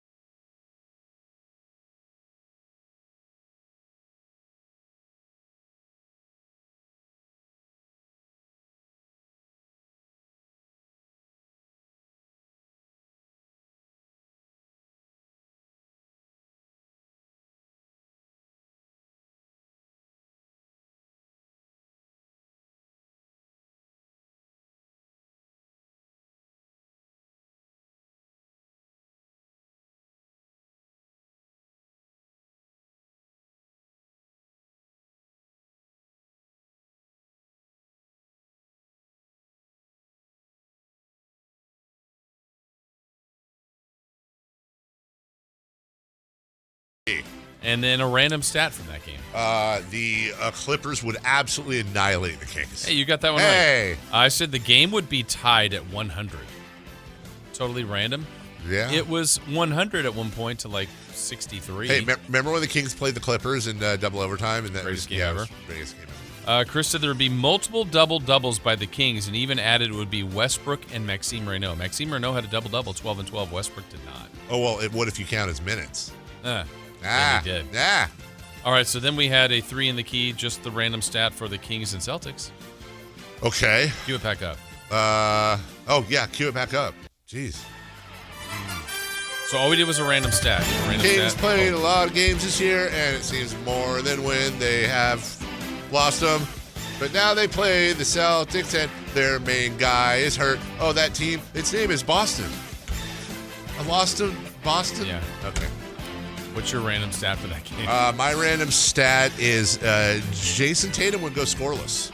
Good job. You're good at this. I am good. I said Precious Achiuwa would have a double-double. He had 14 points and 3 rebounds. Precious. Chris said the Kings would win. The survey says what a maroon. All right, cue up the next one. What are they playing? Pizza guy? What? Kings and Suns. Kings games this year so far, as my son would say, have been really buns. But Phoenix comes into town, and their name is the Phoenix Suns. They came into town at home? Well, a lot of them live in the suburbs, Jason. Yeah, you're right. Jeez. What's your random stat for that game? Random stat, Devin Booker would look like he just bit into a lemon. You got that one right. Thank you. I said Dylan Brooks would get a technical. I got that right. So proud of myself. Well done. Chris said Devin Booker would have 36 or more. Imagine scoring 20 in the first and not getting there. He had 33. What a loser. Didn't even have to play in the fourth. Imagine liking that guy. All right. Last one. Cue it up. On the move. It's Kings Bucks. Go. People say that watching the Kings lose all year, it really sucks. Then the Kings played Milwaukee, and they said, hey, guess what? We don't give any bucks. Well done. Thank you. What's your random stat for that game? My random stat is Thanasis Antetokounmpo triple-double. So close. He got a technical. Oh, he did. Good for him. I said that you know who I am. The Kings would sweep the Bucks. They did not. Chris said Giannis would combine for 40 or more points and rebounds, and he had 48, 37 points. Hey, well done. You got Chris. One ding. There you go. We'll play again tomorrow for the Kings and Mavericks. All right. Well, we'll pause real quick here. A couple minutes. For the cause? Pause for the cause. When we come back, Matthew Barrows of The Athletics will join us to talk about Kings Seattle and why they played many years ago before Seattle got relocated to Oklahoma City. Seattle and the Niners. Not Kings Seattle. Yeah. Niners Seattle. It's a Monday. They used to play in the Kingdom. For a couple weeks. And now Niners Eagles. Hey. Matt loves Philly. Loves Philly. Fans have treated him well. Definitely making the trip. Loves the press box there. We'll get to it next. Download the Sactown Sports app. Sacramento sports in your pocket. This is Sactown Sports 1140. This is the story of the one. As a safety manager at a manufacturing plant, he does everything he can to keep his coworkers safe. From finding ways to reduce risks to keeping safety supplies in stock. And for that, he relies on Grainger. Grainger offers a broad range of quality products and next-day delivery, so he can always play it safe. Call 1-800-GRAINGER, click Grainger.com, or just stop by. Grainger, for the ones who get it done. Year-end pricing's in effect. Every vehicle's priced to sell before the new year during Happy Honda Days. At Folsom Lake Honda, your one-stop Honda shop. Get behind the wheel of your new Accord or Civic today. Own or lease during Happy Honda Days at FolsomLakeHonda.com. As a family-owned and operated dealership since 2009, customer service is our #1 priority. Our customers love doing business with us, and you will too. Folsom Lake Honda is your one-stop Honda shop. Folsom Lake Honda. Visit us at FolsomLakeHonda.com. Your one-stop Honda shop.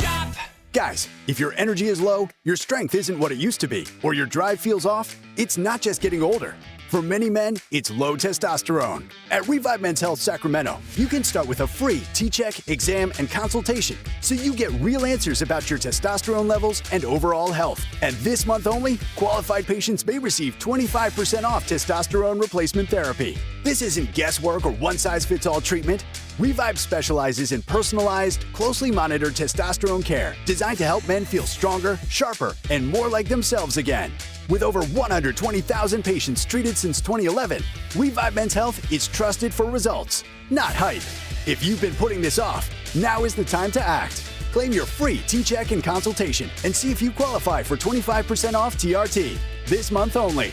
Call 916-619-3000. That's 916-619-3000. Or visit ReviveMen'sHealth.com. Terms apply, must medically qualify. Celebrate the new year in style with a new Honda from Stockton Honda. Whether you're shopping new or pre-owned, Stockton Honda has the selection and savings. With new Hondas in stock and ready to go, now is the time to save on your favorite Honda in person or online. CR-V, HR-V, Pilot, Accord, Civic, and Ridgeline. It's a new year with endless possibilities. Get the deals that make it easy to say yes. Upgrade and save today at Stockton Honda. Anytime, anywhere, it's all here. StocktonHonda.com. KHTK HD1 Sacramento, KYMX HD3 Sacramento. From the Power Business Technology Toshiba Studios, Sactown Sports 1140. The Carmichael Dave Show. He's on the microphone when he's not on the microphone. He's playing a song, and when he's not playing a song, he's on the microphone, and then boom! With Jason Ross. No, he didn't. Yes, he did. Call or text at 916-339-1140. It's the Carmichael Dave Show with Jason Ross on Sactown Sports.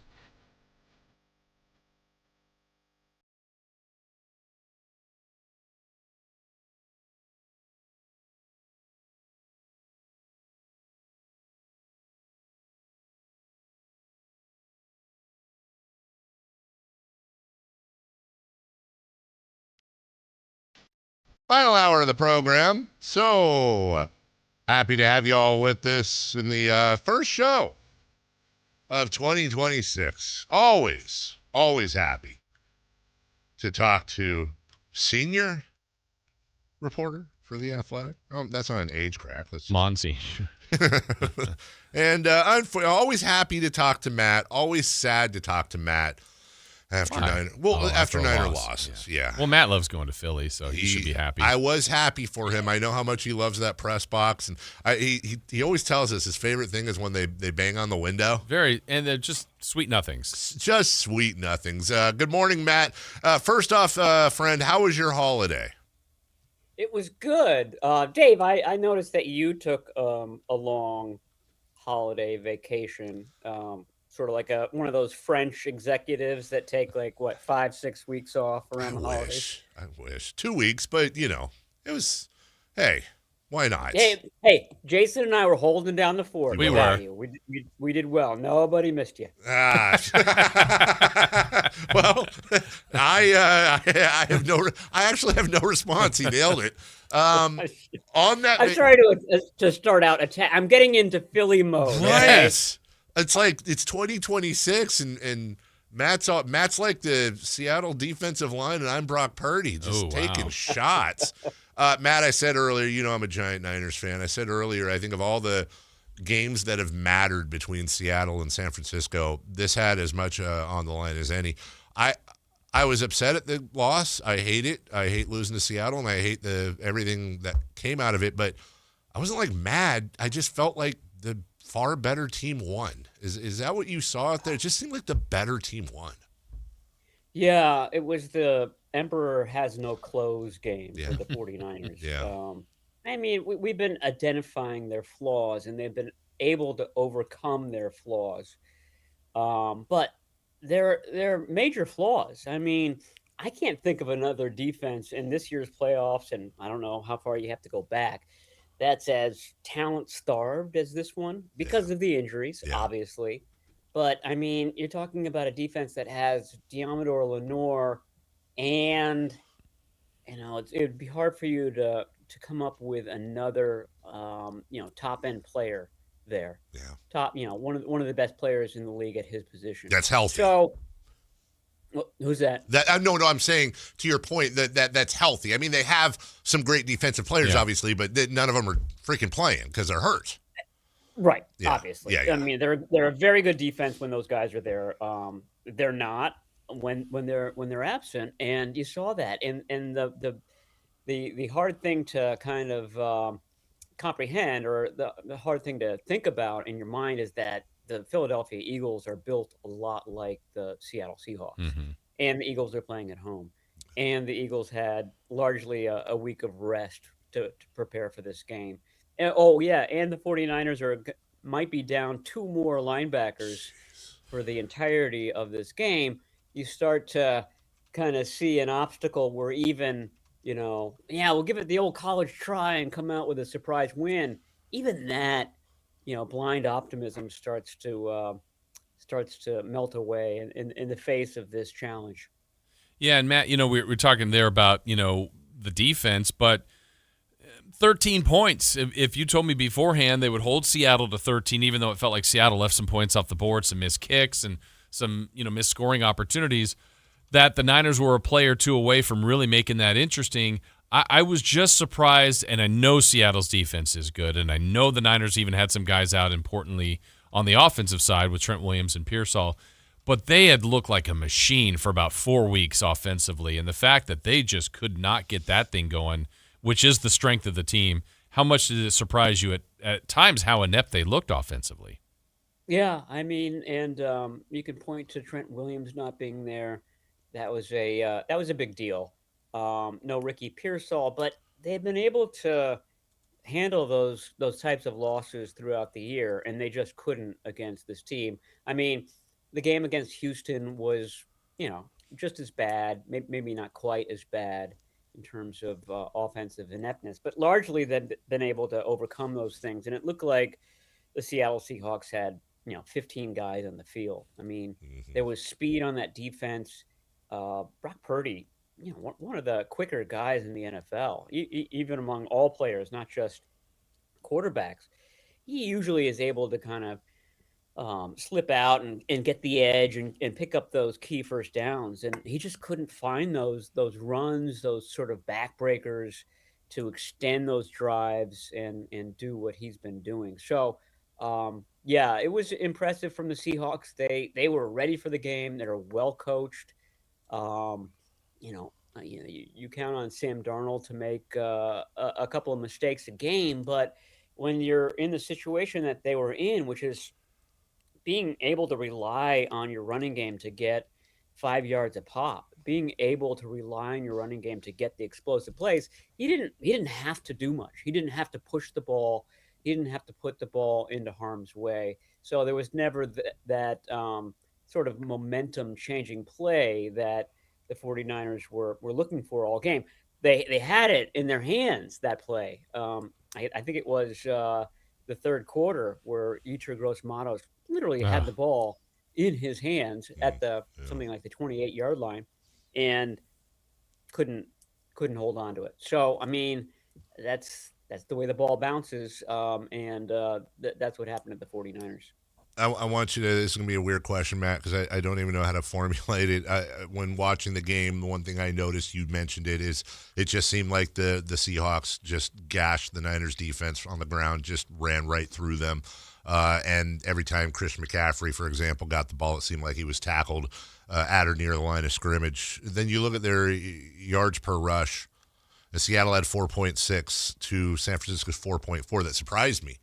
And then I looked at their receiving. They averaged 10 yards almost exactly per catch versus the Niners 6.7. Now, I know the numbers would tell you the story that, well, even though we looked at the rushing, the Niners couldn't pass the ball. I feel like that the numbers are a bit lying there. That was it the stifle of the rush early that basically prevented the pass for the Niners? What did you see there? Well, I mean, the 49ers formula this season has been to, get leads on teams and then kind of force those teams to get out of their rushing attack. The Seahawks never had to do that. And like I said, once they built a 10-0 lead, which in that game was commanding. Yeah. And so, they also held the ball for 38 minutes, which I think was the 49ers' worst ratio of the season. If it wasn't the worst, it was the second worst. So my point is that, the Seahawks didn't come up with gaudy yardage totals or anything like that, but they had methodical drives and they kept the ball away from the 49ers. And yeah, I mean, the inability to stop the run, I think what you're seeing is that usually the 49ers are talented enough up front. This is a team that puts all of its resources into its defensive line. And they don't always come up with the tackles, but they disrupt things enough where the linebackers are able to kind of finish things off. And when your defensive line gets obliterated like the 49ers have, it has a domino effect on the rest of the defense. The linebackers, who aren't the same linebackers as before, can't make the play, and it's up to the safeties and the cornerbacks to make tackles. And frankly, they were unable to do that consistently. But like I was saying on to Tim Kawakami on our podcast, I don't know if that means that the 49ers safeties are bad or not as good as they've been in previous years. They're just getting pressure that they haven't gotten in previous years. They're the Talanoa Hufangas and other iterations of this group haven't been asked to make the huge tackle totals that Malik Mustafa and Jair Brown are. But that's not a spot where they put a lot of resources. They think that they can get those guys, on the third day of the draft and in free agency and whatnot. So you're kind of seeing the effects of that. All their resources go into D line and some to linebacker, and most of those guys have gotten hurt this year. Talk with Matt Barrows from The Athletic. You can read Matt's stuff there, all the work that he does there on a day-to-day basis. Also brought to you by Stockton Honda. Matt, I want to talk to, because now you go forward. I mean, look, the season 12-5, based on everything they had to overcome, was really pretty spectacular. But they said it during the broadcast. I think you felt it. We talked about it last week, that the importance of last week's game. I think Kyle Shanahan was quoted in the broadcast saying, like, that game almost meant more than whatever the next game would be. We now know that's Philly. But I want to get to the mental part of this. When they're chasing that and the options that were being number one and hosting everything to now the reality of being 6 and going to Philly, how are they mentally? Because they could still do this and have a great postseason, but also it looks pretty daunting just by losing that game. Yeah, the contrast is stark there. And then if somehow you pulled out a win in Philly, guess where you have to go the next week? Probably go to Seattle, and so basically you're getting the Seattle Seahawks like team 3 weeks in a row. Obviously, they'd be brimming with confidence if that were to happen. But yeah, your point is well taken. It's a dramatic change in outcome, or what you might expect. Your percentages go way down when you have to go on the road, probably 3 times in order to come back home for the Super Bowl. So I don't know what the mental state is.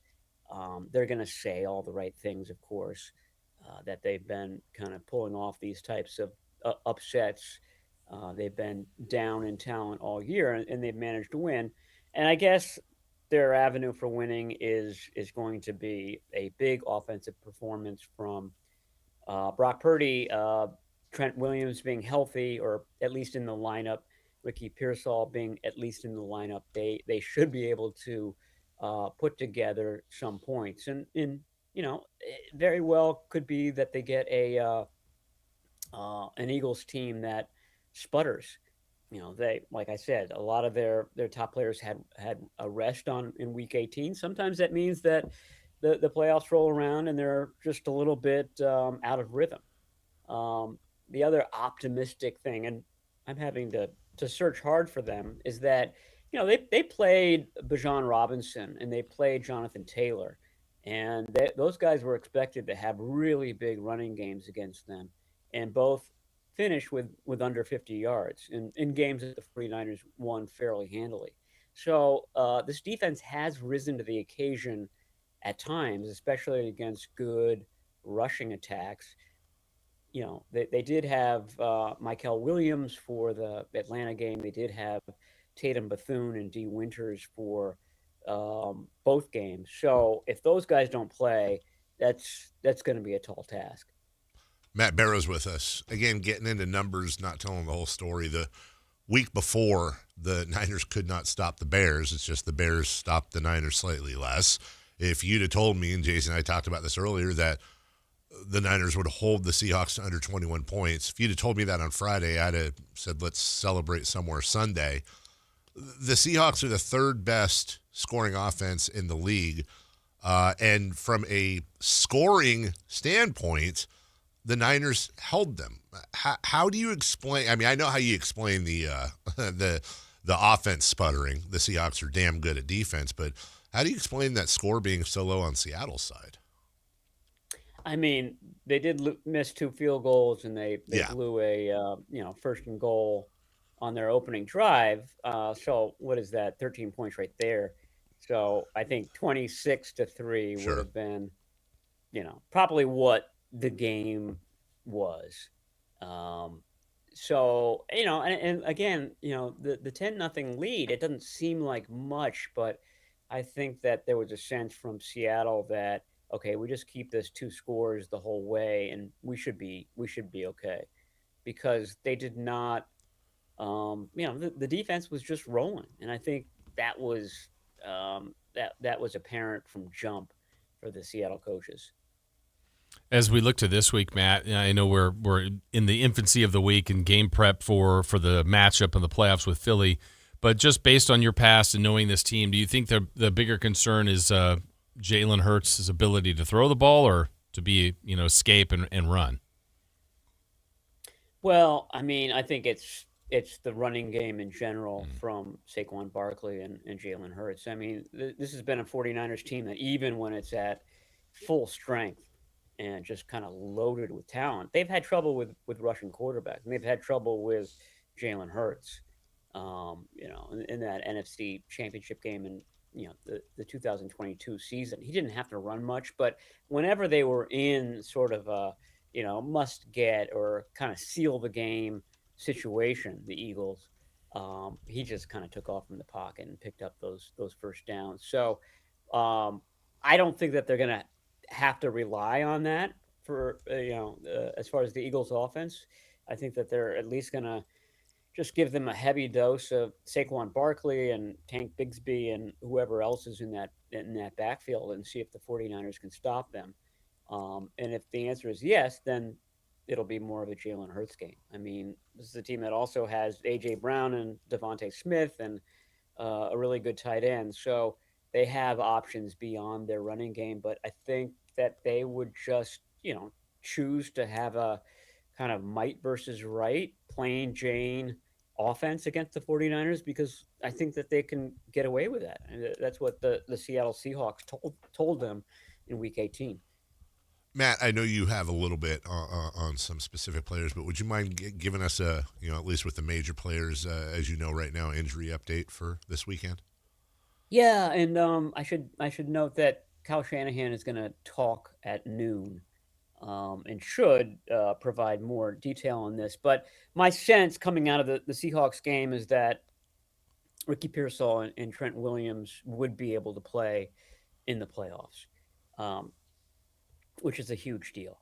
I think part of the reason the 49ers offense was so anemic is that their offensive tackles were just giving up so much pressure to the Seahawks. So having Trent Williams back there is going to be a big deal. I mean, I would think that the 2 most serious injuries are to Tatum Bethune, who had a couple of injuries in the game, including a groin injury, and he was walking very gingerly after that. And then D. Winters with the ankle. And those guys, that was it. Those guys had been basically propping up the 49ers defense in recent weeks. They rank 1 and 2 on the team in tackles. So if neither guy plays, and I think that's a distinct possibility, then you're looking at Eric Kendricks as your middle linebacker, which I don't think is too bad of a drop there. And then a question mark at weak side linebacker. That guy Garrett Wallow, who I'm sure everybody was kind of looking up during the game. He's the guy that stepped in versus the Seahawks.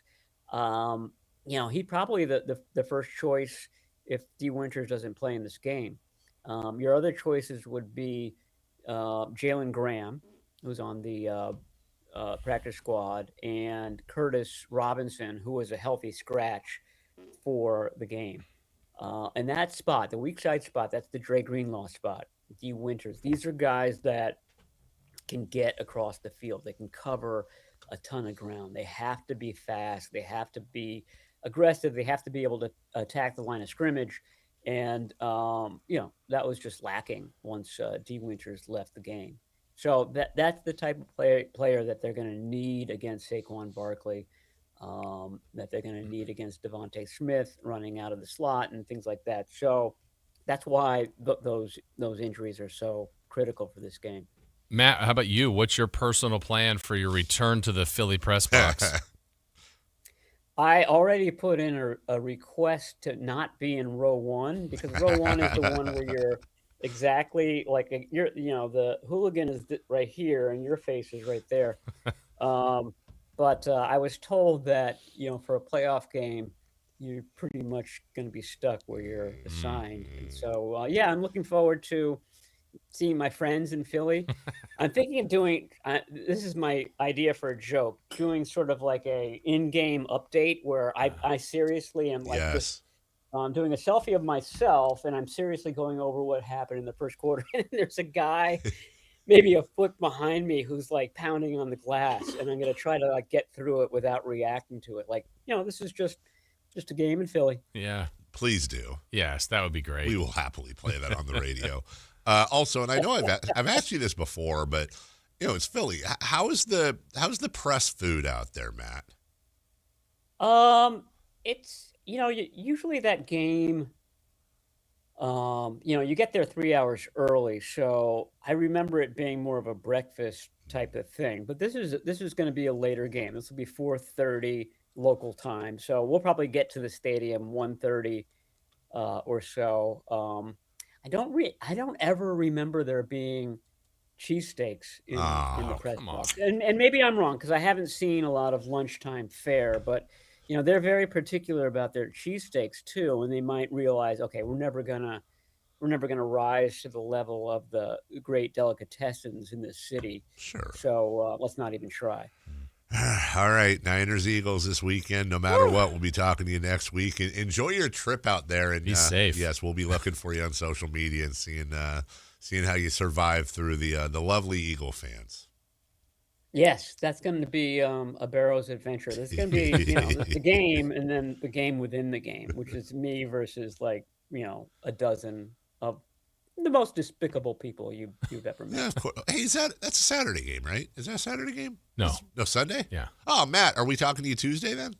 Now that we do this off the air. I think we're talking Tuesday. That's okay. Just making sure in my head. All right. And I will 100% forget that we're talking to you Tuesday come Sunday when we're doing the rundown. Either way, though, have a safe trip and go Niners. Thanks, Matt. All right. Anytime, guys. Talk to you soon. Take care. It's Matt Barrows. So I think okay, so obviously cheesesteaks. Yeah. That's they have to do that, right? Synonymous with Philly. But it also might be one of those, I don't know what the weather, I'm assuming it's going to be cold. Gotta be. Do they do like a chili or a soup or something for the media? Some warm fare. I got a chili in the fridge from last night right now. There you go. Yeah, how about It's interesting that Matt talked about his interaction with Philly fans. Because I actually have audio the last time he was in Philadelphia. Oh, please. Oh, play that for us, as long as it's clean. Damn you people. Go back to your shanties. Yeah, that's very true. A balmy 54 and rainy in Philadelphia on Sunday. Comfortable. So, cheesesteaks. Yep. Cream cheese. On the cheesesteak? No, Philadelphia cream cheese. Yeah. I'm struggling for two more Philadelphia. Cody would know. She's from Philly. What's that one? I mean, dog turds if they win the Super Bowl. Yes. Right. I think it was horse. It was horse. Horse, sorry. Yeah. Better. There's some Pennsylvania cuisine, so I'm assuming it's Philadelphia. What is that term? It's like no, I know what you're talking about. It's not Dutch. It's not, who are the guys with the beards? Amish. It's not Quaker? No. Yeah. Although, I mean, Quaker. It's like this SP spam. Oh, no, not spam. Spackle. I know what you're talking about, dude. It's yeah. It's not sporkle. Isn't that the? That's a trivia thing. That's the thing where, yeah, it's not spackle. That's the stuff you use to on the walls to do the thing with the hole in the wall. I don't want you to tell me it's not strudel. It's okay. You have to tell me when you. But it is. It's like spackle.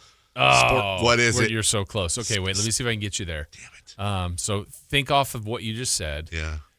And it's close to a game that you would play, close, with tiles and letters. Oh, this looks gross. Scrapple. Scrapple. It's Scrapple. Not Scrabble, but Scrapple. Yes, Scrapple makes it sound like a dessert. And what is Scrapple, like Chris? Scrapple pie? It says Dutch breakfast meat made from pork scraps. I mean, that's what if they serve Scrapple? Oh, fowl fat and trimmings. Oh, mixed with cornmeal or buckwheat flour. That's part of that. Well, it basically, honestly, you know what that sounds like? It sounds like it's hot dog because it's made with organ meat, amongst other things. How about just so Philadelphia classics? Cheesesteak, we said that. Yeah. Soft pretzel. Oh, I didn't know that. Okay. Hoagie. A hoagie for tomato sure. pie. A focaccia-like bread with tangy tomato sauce and Parmesan. Sounds like pizza. Now I know why they're all mad all the time. That sounds Scrapple and tomato pie.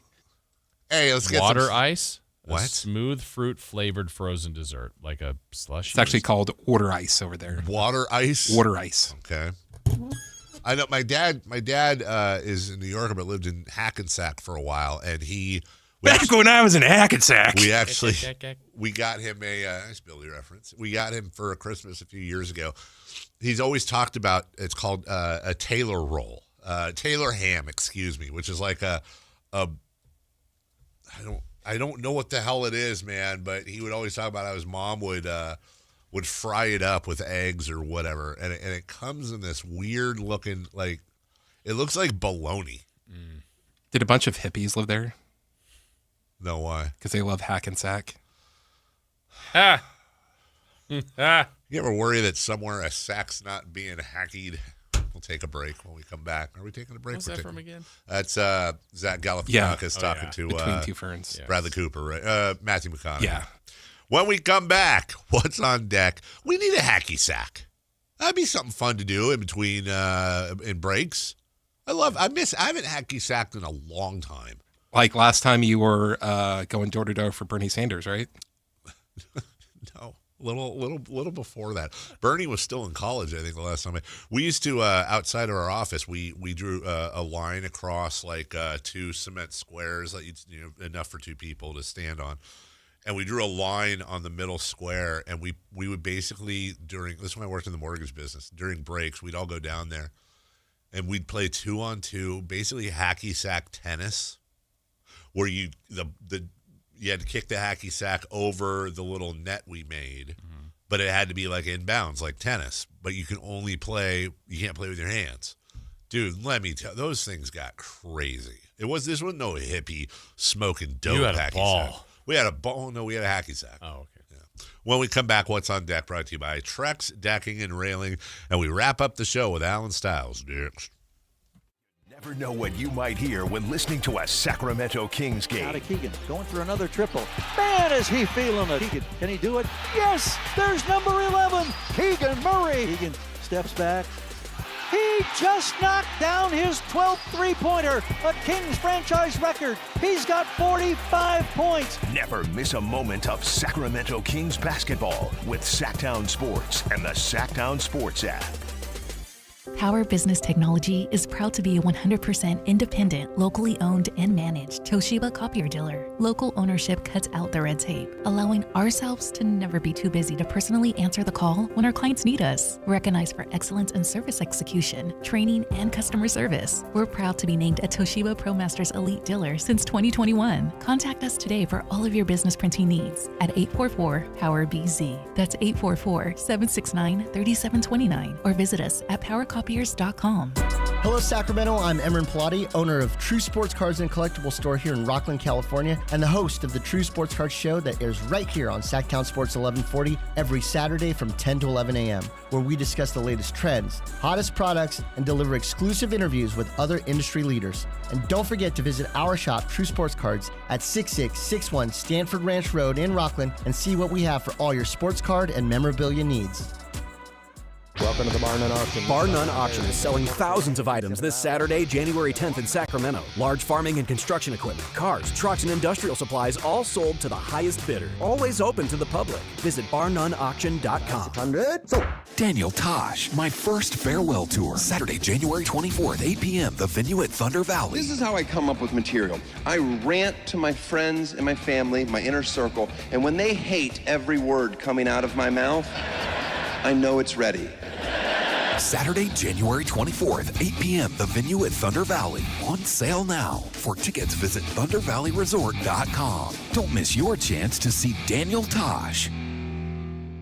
Sometimes you need country music. If I'm the problem. Next time you have that feeling, check out New Country 105.1 KNCI, where you have 4 opportunities each weekday to win $1,000 and double your paycheck. New Country for Sacramento, 105.1 KNCI. Happy New Year, Susan. I really appreciate you picking up the bill for lunch. I'm happy to. One of my New Year's resolutions is being better with money. So I've started using Upside, the free app that pays you cash back for buying gas. Wait a minute. Are you saying you actually get paid cash when you buy gas with the Upside app? Yes, I earn cash back just for buying the gas I was already buying. Does that actually add up to anything? I'll make $200 to $300 this year. Wow, that's serious extra cash. I'm downloading the Upside app now. Download the free Upside app now in the App Store or Google Play and start earning cash back on everyday gas purchases. Use promo code RIDER for a 25 cents per gallon bonus on your first tank. That's up to 50 cents per gallon on your next fill up. You can cash out anytime, right to your bank account or a gift card for Amazon and other brands. Just download the free Upside app and use promo code RIDER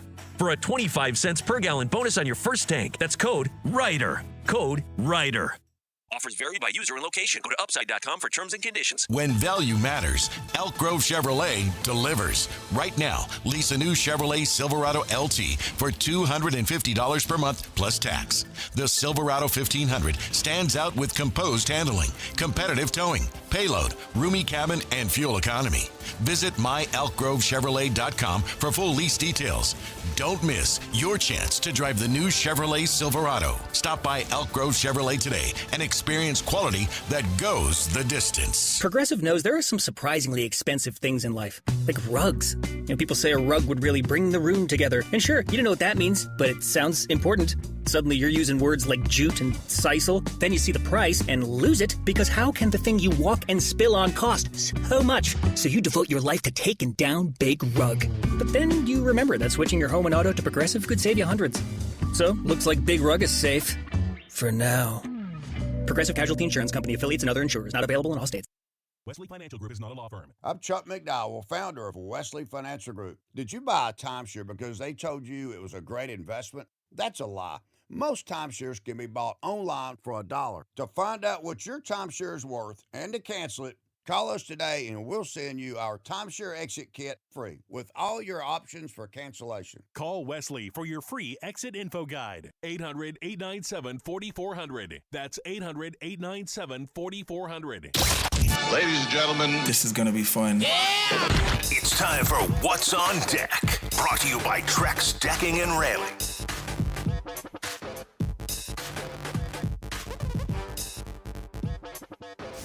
What's on deck? Brought to you by Trex Decking and Railing. Suns Rockets. Hornets Thunder. God dang, dude. Nuggets Sixers.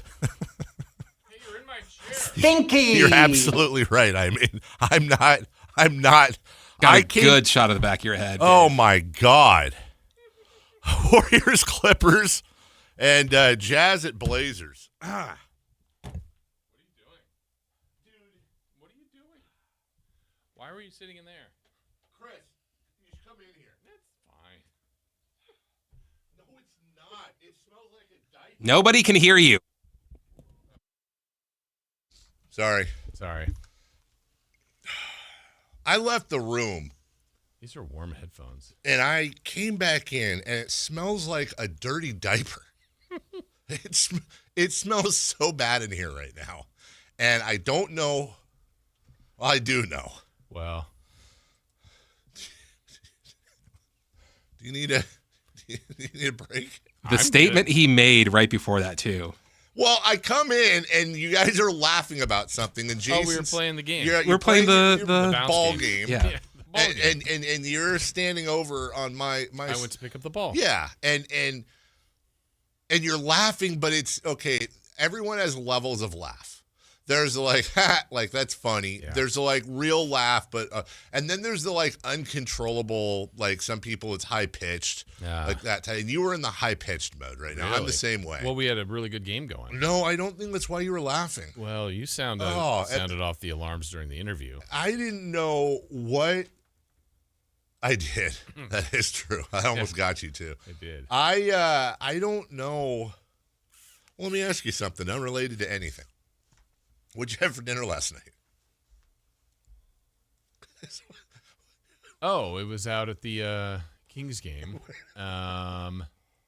They had Kung Pao chicken.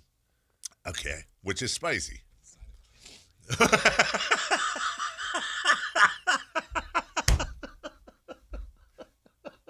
That was in your ears. Oh, it was? Yeah. I thought you said that on the air. How did he know? And then so I go to walk back to my seat, and I just get slapped right in the face. By Kung Pao. By Kung Pao. Yeah, it was over rice and the salad. Sequel. Yeah. Enter the mist. Enter the Double Dragon. Peg says, are you talking about an Anderson Cooper level laugh? Okay. So my wife and daughter both absolutely love the New Year's Eve special. Set the screen! That they do on CNN with Anderson Cooper. Oh, God, what's his name from Bravo? Andy Cohen. Cohen, thank you. And I know Andy a little bit because he's my sister's brother. No, I'm my sister's brother. My sister's best friend, John's best friend. John does the Sirius show with Andy, and he's a good dude. I know you like Harry Potter, but that whole show, like, here's where I get entertained because I'm used to like Anderson Cooper's and news guy, news guy. But one night a year, it's like they're basically just getting wasted for 3 hours. Oh, they're drunk. Hammered, like drinking on the whole time. They're taking shots. Never say anything that costs them their job. No, not yet. But they are. And Anderson Cooper goes from like this is CNN to like Peg said, this high pitched, really like absolute silly pants laugh because Andy Cohen's just cracking him up the whole time, and they had these puppets and. Anderson's look. They had these like life-size puppets of each other that were made life-size, and they were very big, and they're holding them. But Anderson's look. He said Anderson's looks gummy because his teeth were. And Anderson's just. I'm sure there's clips out there, but so you were entertained. I was entertained by that, but I also know I'm getting older because most of the performing artists I'd never heard of before. I like legitimately performing artists for CNN. Well, because it's a Times Square thing and all that, and then they have America's hottest new singer, Jack Lowenstein. Right, that's not that far off. And I'm like, with his latest single, Flubber Bubber, and it's gone to #1 on the charts. Perfume on a jersey. So that's not perfume. That's not perfume. So your wife and your daughter loved it? Oh, they love it. Set the screen. They I think we had Seacrest on. Oh yeah, The Dick yeah, Clark one. yeah. The that was the one I watched growing up. Was Dick me Clark. too. I think everybody It was kind of on in the background. We were playing games. We were up late that night. Oh, were you? What were you playing? We were playing this one game called Imposter. Okay. Yeah, that was fun. Maybe I'll bring that to a Friday Funny Games. What was the food of the evening? Well, this is a Southern thing that I mentioned that I'm not, and I told this to Chris maybe the 30th, and I thought it would happen, and it did happen. My sister-in-law always makes a bunch of, this isn't the Southern thing, she'll make a bunch of like egg rolls and wontons and like a bunch of like Chinese food, which is fun, homemade. But cabbage and black eyed peas, which is supposed to be like wealth and prosperity or good luck in the morning or something. Yeah, okay. Which I don't love cabbage. It's okay. I eat it. I will like, my example was I would never order it at a restaurant. Like if it's on the menu. Yeah. But I mean, the way it's prepared and cooked, it is good. I just don't love it. I'm with you. Cabbage is it has to come in a form of something. Like it needs to be the background. You're 100% right. It's not, it's the edge. It's not Bono. Yeah. Right. You know, and it's good on its own. It's fine. I don't know. What do you want me to say, Chris? I just wasn't expecting that. You knew exactly what I meant. It's not one of those things you wouldn't order. Like if it's a side, you're like, I'm not getting cabbage. Like if I go order a hamburger and they're like, do you want lettuce, spinach, or cabbage? I'm never ordering cabbage. Right. But like cabbage and some soups is good. Yeah. I love stuffed cabbage. Fish tacos. Yeah, I'm not okay. Can I be honest? You can. Just now. So I have to start doing this thing called the DASH diet. It's for blood pressure, right? And it's designed to. So I got a bunch of like my Christmas theme this year was things to lower my blood pressure. So I get all these cookbooks. And, what's DASH? I paid my taxes. What does it stand for? I don't know. It's dumb, stupid. Dumb and stupid. Head. DASH stand for. I like that. Dash. Not what does the actual dash stand for, idiots? What does dash diet stand for? Dietary approaches to stop hypertension. Why'd you roll like something cool? Yeah, like I can only think of deviled eggs right now. Deviled eggs, asparagus. That'd salami and let me tell you something. This studio would smell horrible. Stinky. Oh my God! Deviled eggs, browns. asparagus, salami, and hash browns. I thought it was like all in a burrito. Yeah. And cabbage. By the way, cabbage. I make a southern fried cabbage, which is pretty good. Didn't you bring that in? Yeah. Yeah. That was good. That was good, actually. No. And what do you cook it in? Don't you cook it in something? You start with bacon. Bacon. Or not bacon, sauce. Oh, bacon and sausage. And you cook it in the grease. Yeah. Yeah. No, that was actually really good. The DASH diet generally emphasizes a high intake of fruits, vegetables, low-fat or non-fat dairy, nuts, seeds, lentils, beans, and whole grains. You have to limit the consumption of red and processed meat, sweet, soda, and especially sodium, right? You're boring. Yeah, dude. I'm not arguing on that. And how's it going so far? Well, I'll let you know after we get done with today, when we started it. Oh, you started. Yeah, we kind of. Well, the whole point was like, what are we going to do for the holidays? My wife's like, hey, as long as you do all the stuff, I don't care. I'll eat whatever. Set the screen. And so like, I already have meal prepped. About like, made some hummus, made some beets, which I love. Made some like a 3-bean salad with. I made the dressing, no salt, all that crap. But a big chunk of the diet is fish, salmon, stuff like that. I don't know what to do. I need to research, like, can you substitute? Can't your friend Taro help you out there? No, raw fish, fine, yes. But let me tell you something. I went to our good friends at Sunfish New Year's Eve day, which obviously dumb. I passed Marie's Donuts. I was down in your neighborhood-ish a little bit. And then I ended up going to, is it OTO's Market? Oto's Market? Yeah. Because Sunfish, I mean, it's probably the best fish place in town. Line literally out the door. There was like 100 people in line for fish. So I went over to this other, but I got the fish and all that. But that's like a half an hour from my house. Can somebody put? I think that'd be more. Well, I'm watching YouTube videos, and many of them claim that you can get fish from like You can get fish from Costco, like a salmon from Costco, and you can like eat it raw. You just have to put it in like sugar. I don't know if I trust that, man. Yeah, seriously. But it has to be like farm raised or whatever. My point is like, I need to find. Can you substitute shrimp for farm raised fish?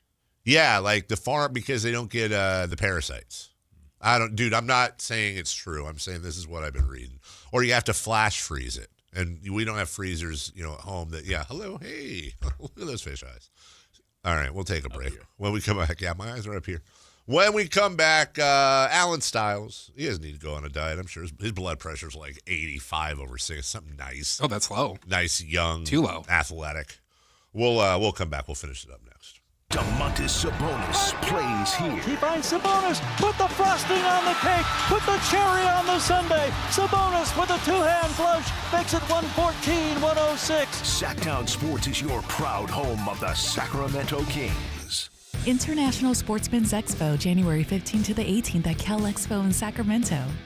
Year-end pricing's in effect. Every vehicle's priced to sell before the new year during Happy Honda Days. At Folsom Lake Honda, your one-stop Honda shop. Get behind the wheel of your new Accord or Civic today. Own or lease during Happy Honda Days at FolsomLakeHonda.com. As a family-owned and operated dealership since 2009, customer service is our #1 priority. Our customers love doing business with us, and you will too. Folsom Lake Honda is your one-stop Honda shop.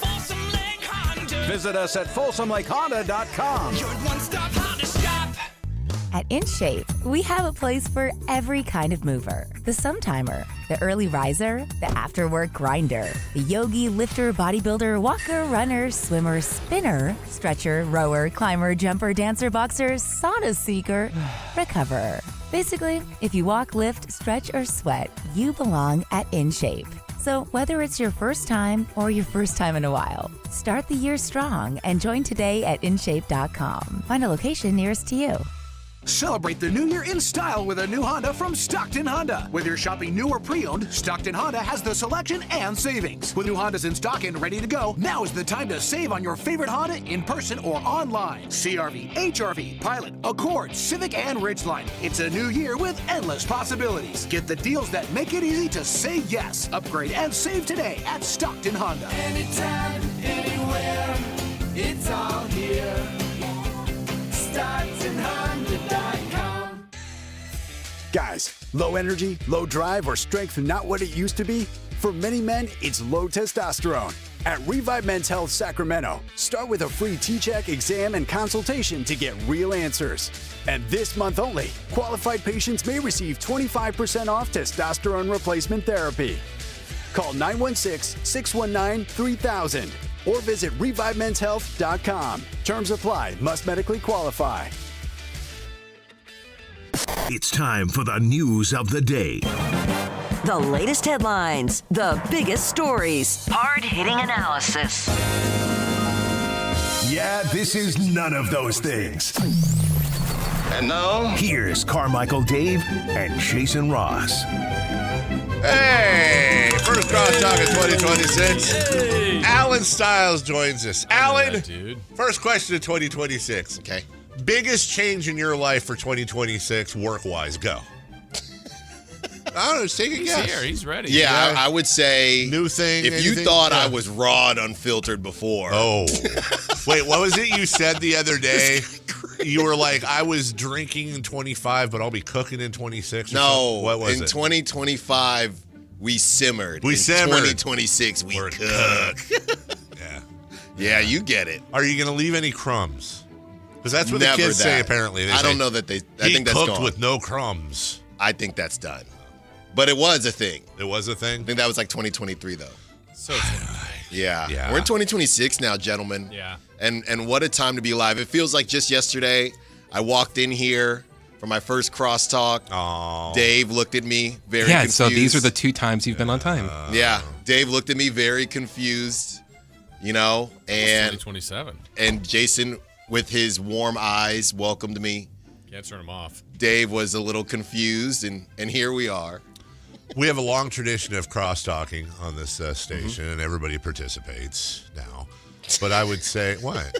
I would say this. If we're making 2026 resolutions, I will say this. I am, and I'll say this publicly. Okay. I am looking forward to a long and prosperous 2026 of our crosstalks. Me too. I'm gonna warm eyes. I'm gonna enjoy and more warm eyes. every single one of them. I will too for the entire year, with the exception of vacations or days off or that's weekends. Half the. There goes half the year. There goes half the year. Is this thing on? What was your New Year's? We were talking to Jason about this. What was your New Year's Eve food? New Year's Eve food. We went pretty hard. We had. I made fried chicken, right? Which I've just started to, and it's not. We don't do. It's not as classic, right? It's just chicken breast, but then you flour, egg wash, flour, breadcrumbs. Well, these I slice them thin anyway. What? So this guy. What are you laughing? A lot of times in fried chicken. That's illegal in some states. Is that on air? You pound out the chicken with some saran we wrap. had that. My mom made black eyed peas, of course, and we did not have cabbage. Oh. We did not have cabbage, but my wife is from kind of Dutch PA, so you have to have. Scrapple? She ever had Scrapple? She refuses. Oh, okay. All Scrapple. right. We were just is talking like, about this. Scrapple to me is like the white chitlins. That's actually not a terrible comparison, I don't And think. no chitlins, no Scrapple. But when I go back to her hometown, it's on the menu. Yeah. And I've been tempted. And I saw an episode of Diners, Drive-Ins, and Dives, and they made it look good one time. But I can't do it. I would at least give Just it try a it. try. Yeah. Yeah, give it a try. What if you like it? You have? No, just but I try haven't had it. the opportunity. But we have a can of Spam at all times in our, and that can't be worse than Scrapple. You put anything on a skillet. Yeah, fry it up. You fry something. I always felt like Spam is if you made the insides of a hot dog in square form and put it in a can. It's just basically the inside of a hot dog. Yeah, and I don't really get down with glizzies like that. No? Nah. What, you don't like hot dogs? I don't like thinking about them. No, I'm with you on that. And if I do, I want it a little dry off the grill. Like dry my glizzy. You don't want to like snappy skin? I don't like a snappy glizz. Oh, give me that snappy skin where it dry mine out a squirts little out bit. Juice. Oh, that's what I'm saying. A little bit of Grey Poupon. You know what? That's absolutely fine. Grey Poupon, some sauerkraut. Sure. Okay. I'm okay with dill relish. I don't like sweet relish. Dry glizzy and a Grey Poupon. Red onion. Chicago dogs. Great. Everyone ever had a grilled glizzy and made it a chili dog? I've always wanted to do that. Has anybody ever had a chili dog? Is that what you're asking? No. Yes, I have had but a chili dog. grilled glizzy chili dog. You don't boil the glizzy. What, like a barbecue? Like yeah, exactly. That's how Yes. else would you eat it? If you boil the hot dog, I guess. Who Yeah, if you boils boil- hot dogs? My father. Yeah, if you want to. A lot of people. Yeah, what are you Yeah. talking about? Is that a thing? That's a Yes. normal. That's how you're supposed to cook If it. you weren't barbecuing it, how else were you eating a hot dog? Like if Skilly? you went home and didn't. No, turn that's the a really barbecue good on, question. How are you? Oh, I get. Is microwave that the same thing where you put it in a tall glass with some water and then microwave it? That's boiling, right? That's Wait, the same. who? What? You never done that? So boiling is Hold on, like. think of a pint glass. Yeah. Yeah, no. Fill it with water. we got it. Put it in the microwave. No, it's the same thing. Yeah. But So, but like you're just thrown. You said like, does No, no, no. anybody boil hot I didn't dogs? put it. I'm thinking of like a pot on the stove and boiling, Yeah, that's- which I've yeah, never that's- done. yeah. But that I is get- crazy. I understand. Just But, singular. but what? By the way, if I'm not barbecuing, I will steam the hot dog on the stove. That's what I do. I'll steam it. Steam it. Yeah, you put you one of them steamer trays. Put it in a pot. Preferably if you have beer. I'll grab one of my wife's beers, pour it in, steam it in beer, and you're good to go. Never Sounds like the steam- waste of a beer. Yeah, same. No, you drink the beer after. And the hot dog No, water. Yeah. No, you don't. Hot dog. Dirty That'd be water. gross. All right. Hey, you know what? Celebrity birthdays. Brought to you by Crumble Cookies. There are none. They're what? Okay. Who And- boils hot dogs? Oh yeah, but I put a hot dog in a glass of water and throw it in the microwave. I don't like it. Wait for the bubbles. By the way, barbecue hot dogs are the way to go. I think. The little char. As long as you don't split them, that's depressing. Pull off a split hot dog off the barbecue because it got too hot. Still gets in there. Yeah, but it's dried out, which you like. Yeah. All right. Celebrity birthdays. Okay. On this date, in what year did the television show All My Children debut? Oh, God. Let's go. That's my stories. Mm-hmm. Is that the one with Erica Kane? Sure. I paid my taxes. I don't know. Heard of it. 19. Oh, you know what? I want to go last on this. Okay. Yeah. I want to go last too. I would also like to go last. All right, I'll give you guys the answer. No, and then you want to go? I'll Okay, go. I'll go. I'm going to say 1951. That's a good way for you guys to get it. And then he went first. And then, 51. Man, You I know what to was. say about soaps. Yeah. I don't know, man. I'm going to say 1960. 1968. Chris is closest, 1970. Wow, it's a lot newer Wow, than I Dave. thought. Newer. It's fresh. Wasn't like All My Children from like the 20s or some crap? I No, don't know. 1970. All right. Or not All My Children. That's the one with Fran. All My Children is brought to you by... Yeah, One Life to Live. Yeah, brought to you by Camel Cigarettes. 3 out of 10 doctors say Camel cigarettes are the healthiest. There was a knock on the door. I love old-time radio and Chris does. It's my favorite Chris. I don't have any favorite Chris's. That's my favorite Chris. Happy birthday. All the other Chris's suck. Bradley Cooper. We were just talking about him. But we meant the other guy that hacky sacks. Matthew McConaughey. Bradley Cooper. Is he known as a stoner? Where are you getting this from? Did Zach Galifianakis say he was? Well, you interviewed him. Yeah. They were in The Hangover. Yeah, they were. 1, 2, and 3. Bradley Cooper is 47. Yeah. He's definitely up there. Yeah. What do you mean up there? Well, just older than you'd think. Oh, okay. I'd say 51. He was in a Wet Hot American Summer in 2001. God, just shut up. Yeah. He is 52. He did. Have you seen the clip of him asking James Lipton inside the actor's studio a question when he was a student there? I did. You did. See, that's old. We have a correct answer, and it goes to Alan Stiles. Happy 51st birthday. Wow. 2026. Be cool. Happy birthday to Marilyn Manson. Huh. Marilyn Manson is 57. Well, he was on Wonder Years for all that time. 63. You've been a great group, Marilyn Hanson. He is 54. We have a correct answer. It goes to Carmichael Dave. Thank you. 57. Thank you. Mr. Belvedere is Marilyn Manson. Happy birthday to Robert Duvall. Very flexible. Duval. I wish I could go last on this one, too, because I think these guys would be off. Yeah. Yeah. Fine, I'll go first. Okay. For Duval. 65. 81. Yeah, you're both not even in the same decade. I think he's 93. Alan, you were 32 years off. Dave is closest, 95. Duval. Happy birthday to Warwick Dunn. Warwick Dunn. 42. Come on, man. He's 53. Dion's cousin. Warwick Dunn, 1993, Florida State, Virginia. Rushes, draw play. Comes up short. First ACC loss for Florida State. What did you say? 53. I'm going to be within a year. Yeah, me too. 55. 54. Dave's closest, 51. Come on. How about former King Malachi Richardson? Malachi Richardson is. Oh, sorry. Oh, never mind. Malachi Richardson is 29. Whoa. 33. 28. Dave's closest, 30. Yeah. No, I was. Dominated this one. No, you were. Thanks for playing. I said a 30. You were like 40 years away from Robert Duvall. How does that happen? 60s? Because I don't know who that is. Are you serious? No, You know who he yes, is. you do. Tell us who he is. I don't know. You legit. No, I mean. What's he look like? He was in An old white guy. Let's get him in a movie. Godfather. Yeah. Oh, yeah. I know. No. Step Brothers, right? Yeah.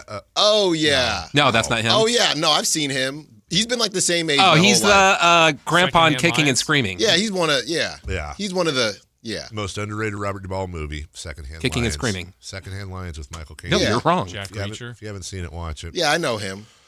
95. But There's you like a guys bunch of 65. guys that